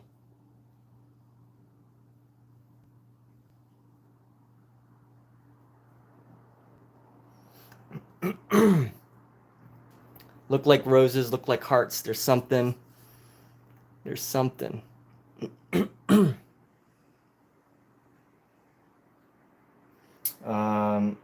You know what? I think they definitely need like a little bit of like some color variety. You don't want to leave it too just single colored. There's a little bit of some highlight there. A little bit of highlight there. Just to give a little shape.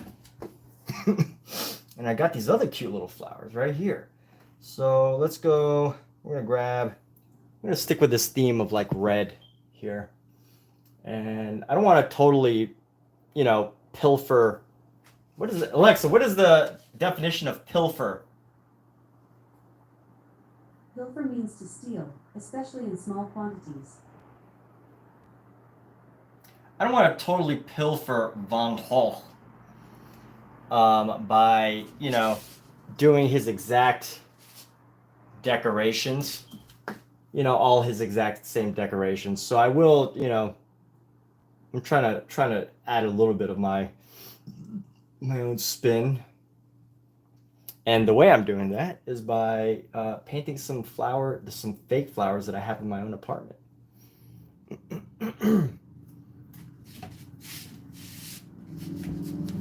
But this contrast of like red on green, absolutely brilliant move by Van Gogh. I'm literally looking at Van Gogh's paintings of this one couple, and pretty much copying them. So if you're wondering how I'm painting this, yes, I'm looking at something, I'm copying, I'm stealing ideas. And let's see here. Something needs to be up here. It's like an empty space. You know what? I could fill these. Well, you know what? Let's go. Let's save this brush, and we're gonna go. We're actually going to. Where does this go? Where does this go? I don't want to waste the paint, but you know what? I have this art piece that I've been working on. So if you ever need an idea, if you ever feel like you're wasting lots of paint, here's a Here's an art piece I've been working on. It is all the paint that I use when I'm like, when I don't want to waste it, I just throw it onto this canvas.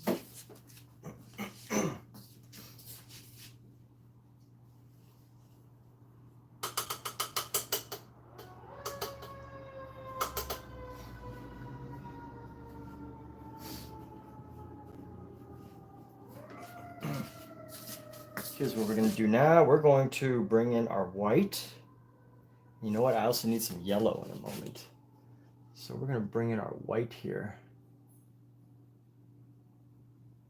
Go like that. And we're just going to go boom. And we're going to go the same thing right here. Just get right up in there with our white.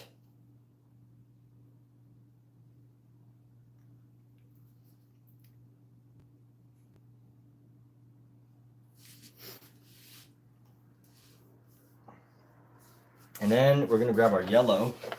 Let's grab some yellow. We need some yellow. Let's take our yellow here. We need to find some areas of yellow.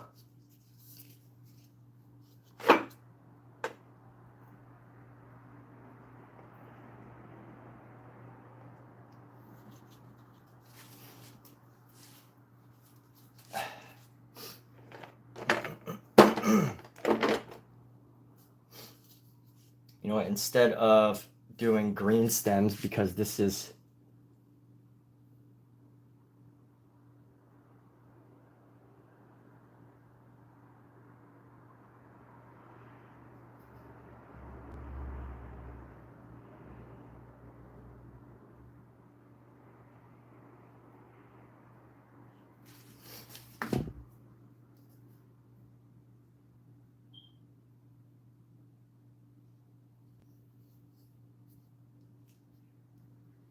I don't know what kind of flower these are.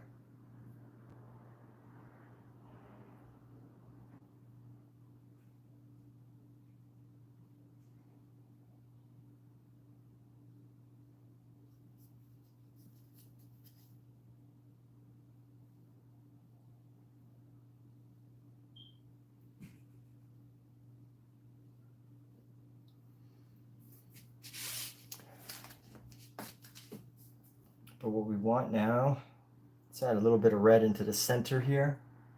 We go little boop, little boop, little boop, little boop.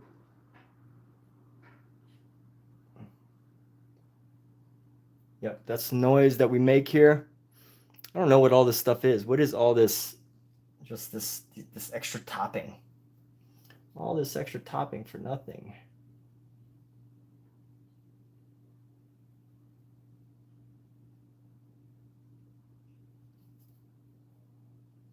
Just some embellishments, you know?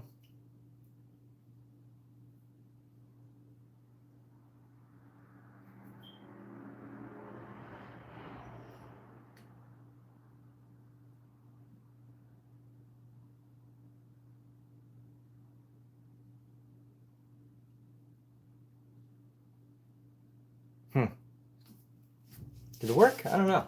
I think it's all right. I think it needs maybe a little bit more shapes. Maybe we're good for now.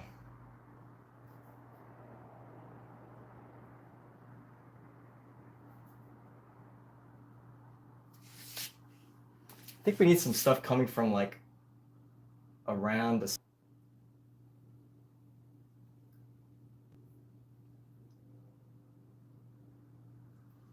Yeah, there's too much like. There needs to be something coming from outside here. So we're gonna go like this.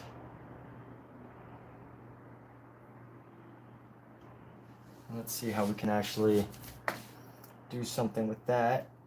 We're gonna go.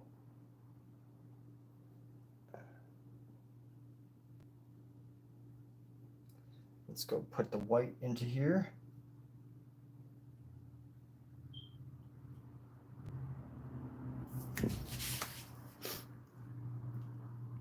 So it looks like there's something coming from, you know,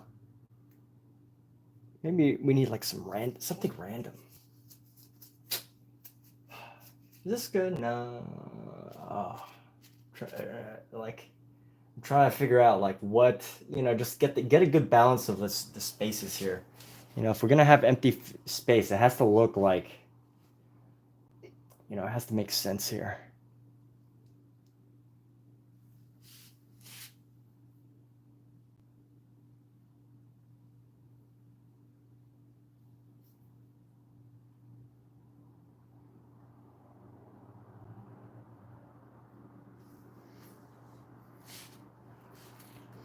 It's kind of cool. Yeah, I think we got something. I think that's good enough. I think that's good.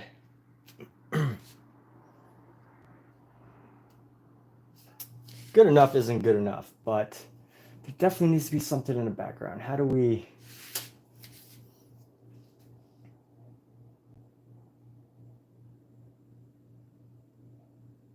I don't know, but let's clean off this brush.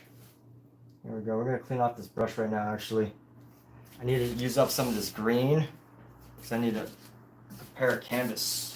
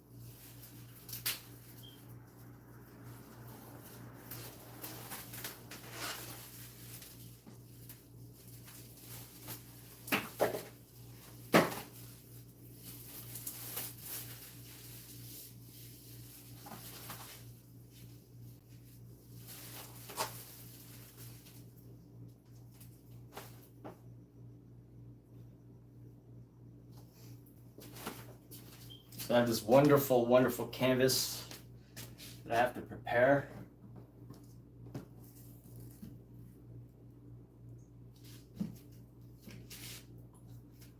So I'm actually gonna, you know what, let's get a photo of this before we take it down.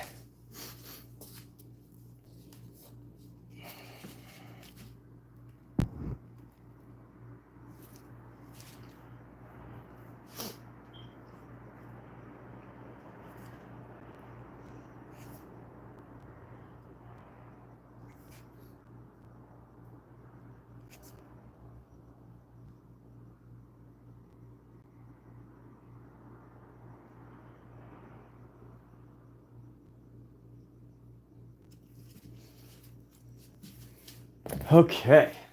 Oh, all right.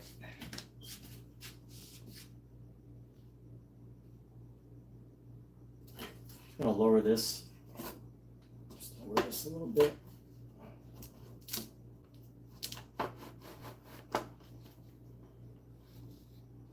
It's stuck. Look at that. There we go. Pop that off. We're gonna swap out this beautiful, beautiful canvas here.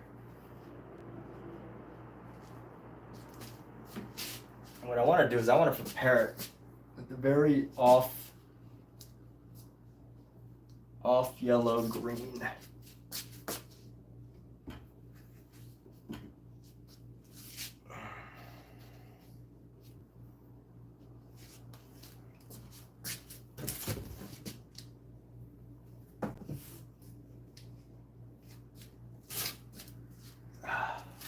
to do it like off white, off green, like a lime green.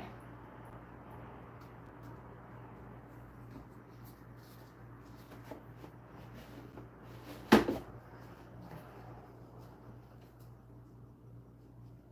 believe this is a 22 by 28 inch. It's a very, it's linen. Get the paint on linen.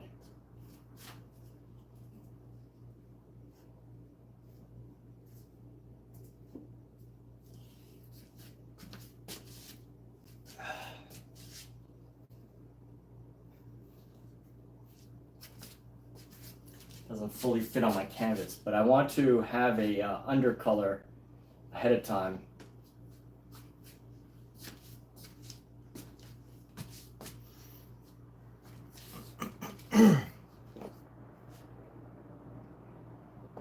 So I want to prepare this with just a nice subtle undercolor of green, off green yellow.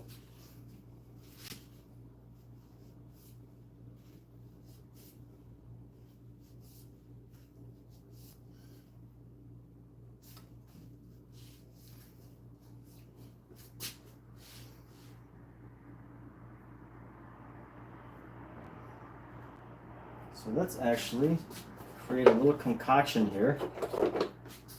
Use a bit of Gamblin and some mineral spirits.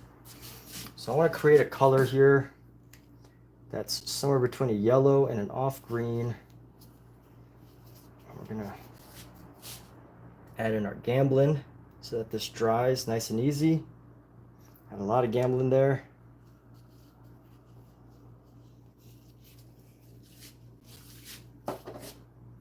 Palette knife.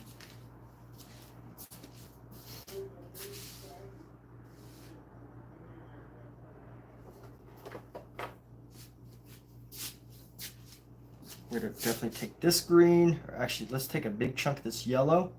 I'll lay it down there. Take a big chunk of this white. I'll lay it down in here. And then grab a big chunk of this green. Actually, we probably just need a lot of this. Just whatever's on this green, yellow.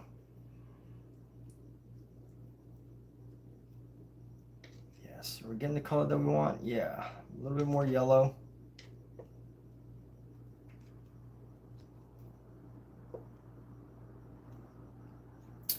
And let's see, a little bit more yellow, a little bit more white. I want it to be a very pastel-y, very pastel green.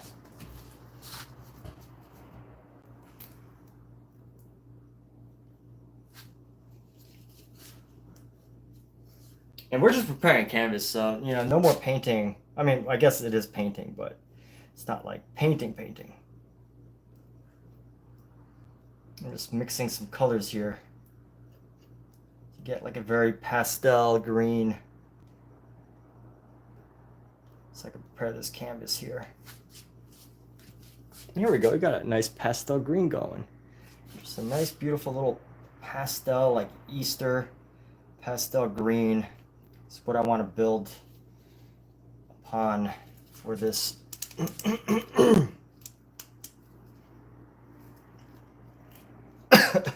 for this canvas.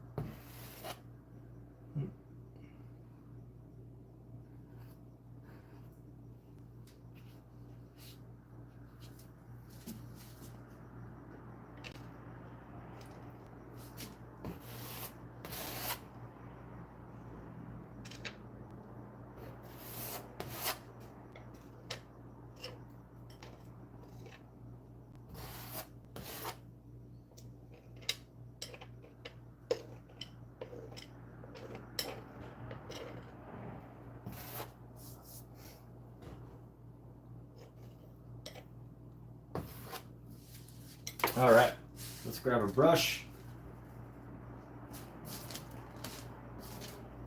Where's that brush that I want to use?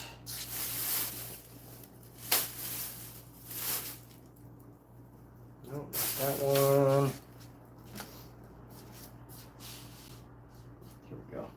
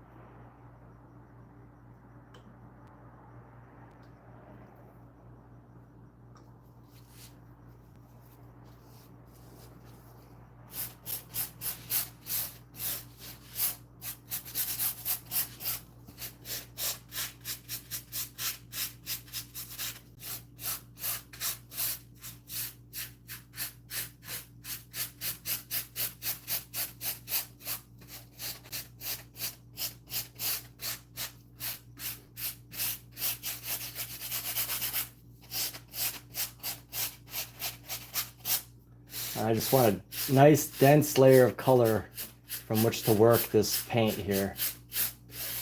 Nice dense layer of color. I'm not going to be doing this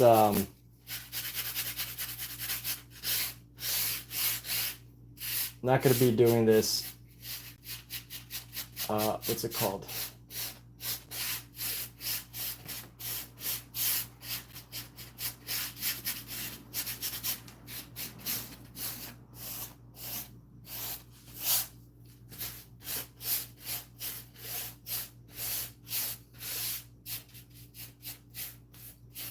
I don't know what I was going to say.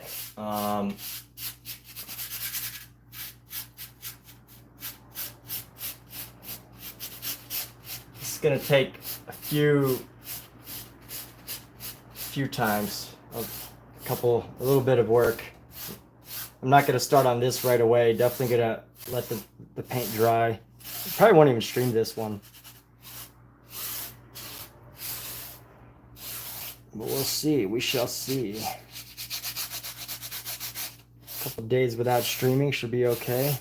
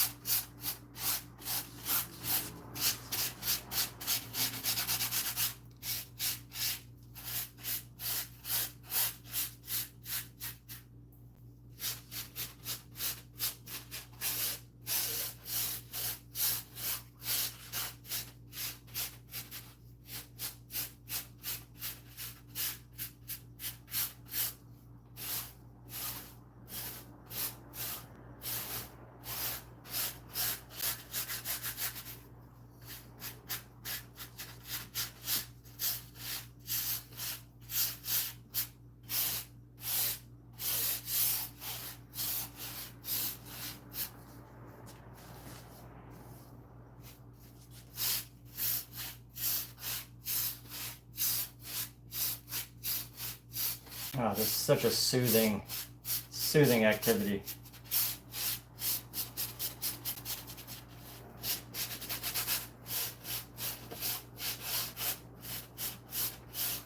Such a beautiful color. This pastel green that we were able to make.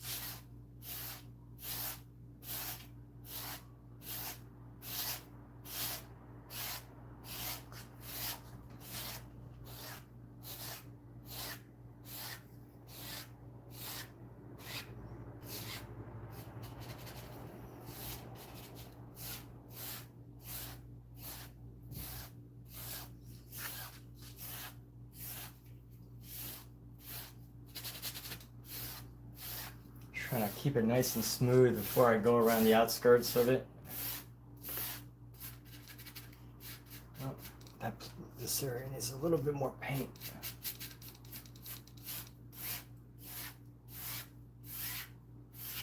All right, now let's go around the outside of this.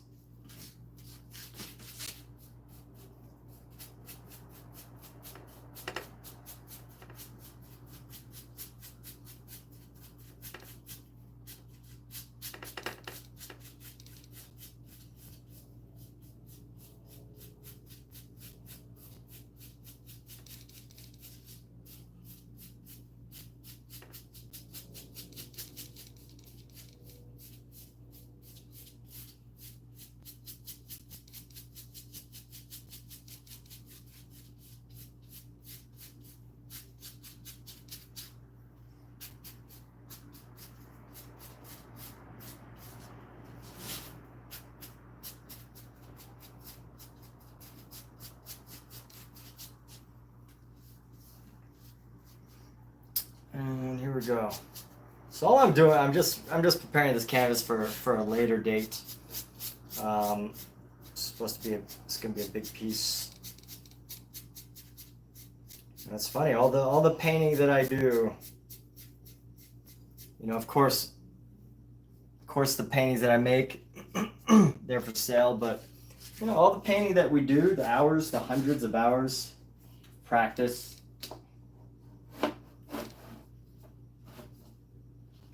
Often comes down to, you know, doing these special commission pieces. Even if those, oh, what's going on here? Okay.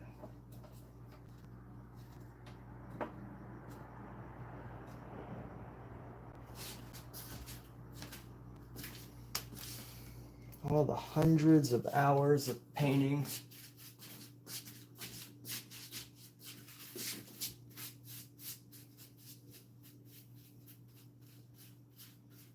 Sometimes just for that one moment. Just so you could be ready to tackle those commissions.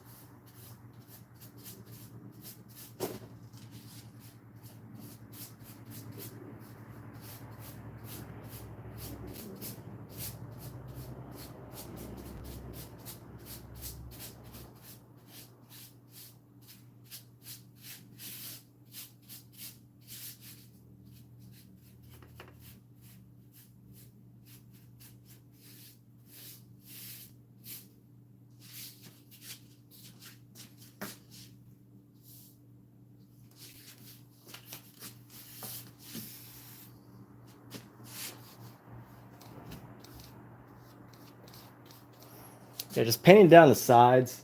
Yeah, this usually painting down the sides. That's usually like, you know, just the personal preference of. Same shade. Yeah.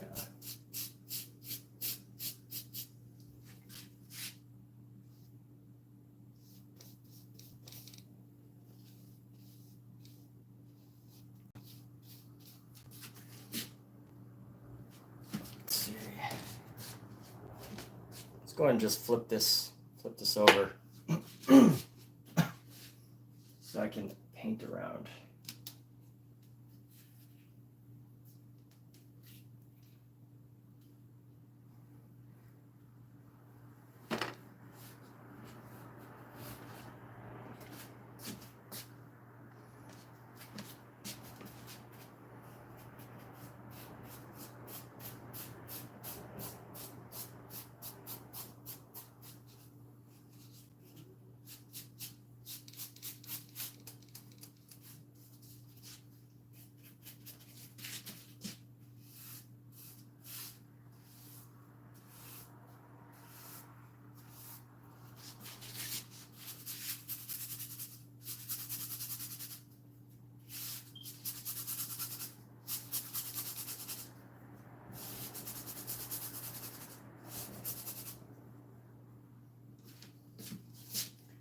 Grab some of this color.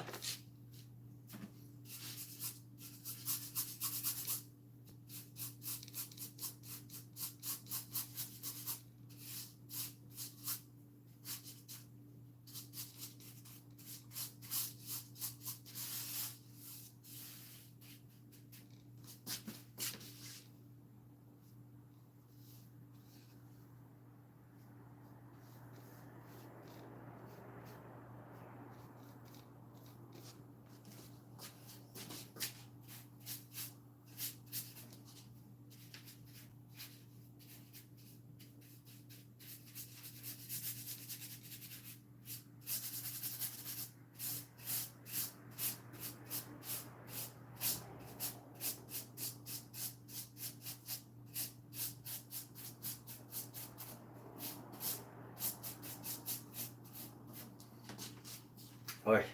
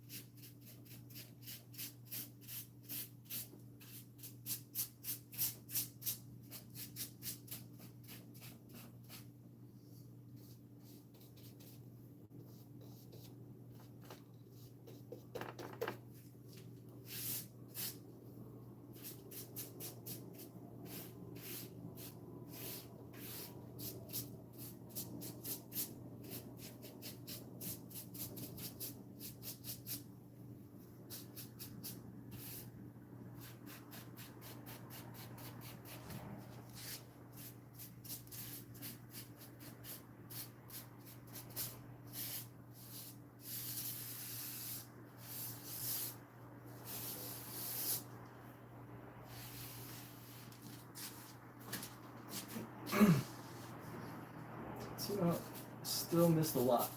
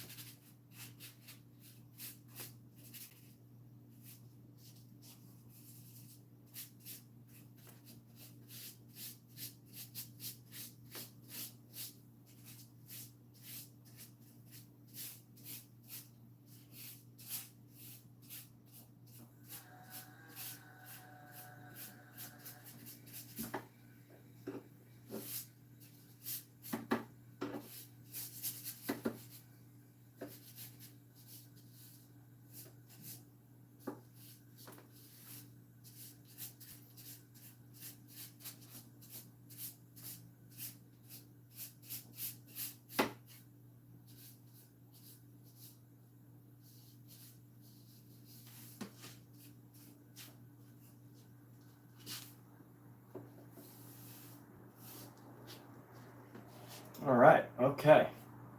Well, we have finished that task, and that's all we're doing for the rest of the night. I know, hope that this wasn't too anticlimactic, but I did mention earlier that all I'm doing is preparing this.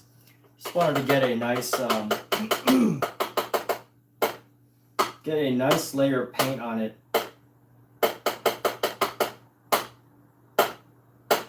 From which to begin. And I want it to be nice and totally dry. And it should be. I mean, I want it to be nice and dry by the time I'm ready to use it.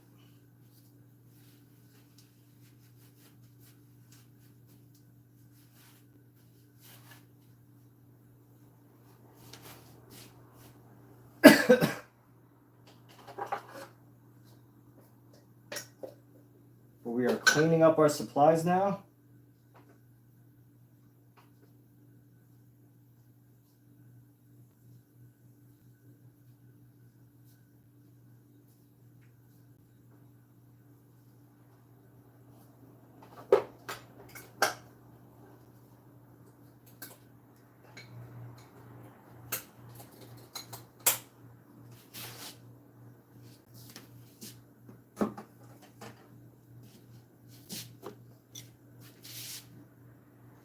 Oh wow, there's still so much paint left on my brush. Oh, what should I do with this color? Onto the canvas, but there's still so much paint left. Well, I'm just gonna cover it up and hope that it doesn't dry by tomorrow, because I will probably need to repaint the underside of this. But it's all good. We don't need to worry about that right now. So most of the other parts of this painting will be dry.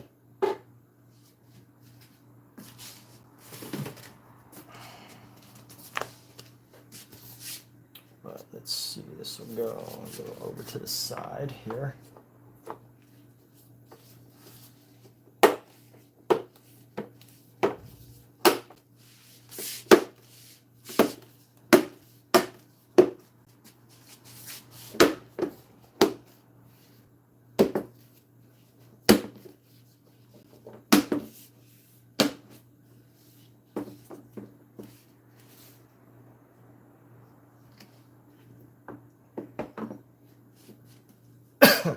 And let's clean off our table here. Gotta keep my cats away. But I gotta wipe off this table filled with paint for now first. Let's see. So much paint on this table.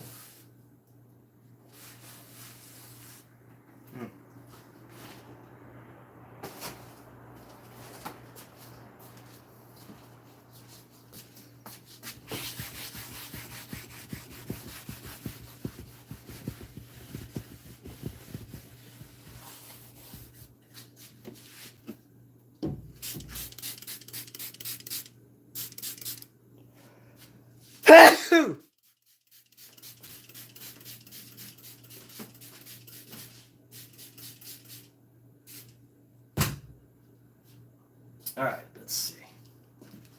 Ready to go? Yeah, we're ready to go. All right, we're ready to wrap up the night, people. Let's do this.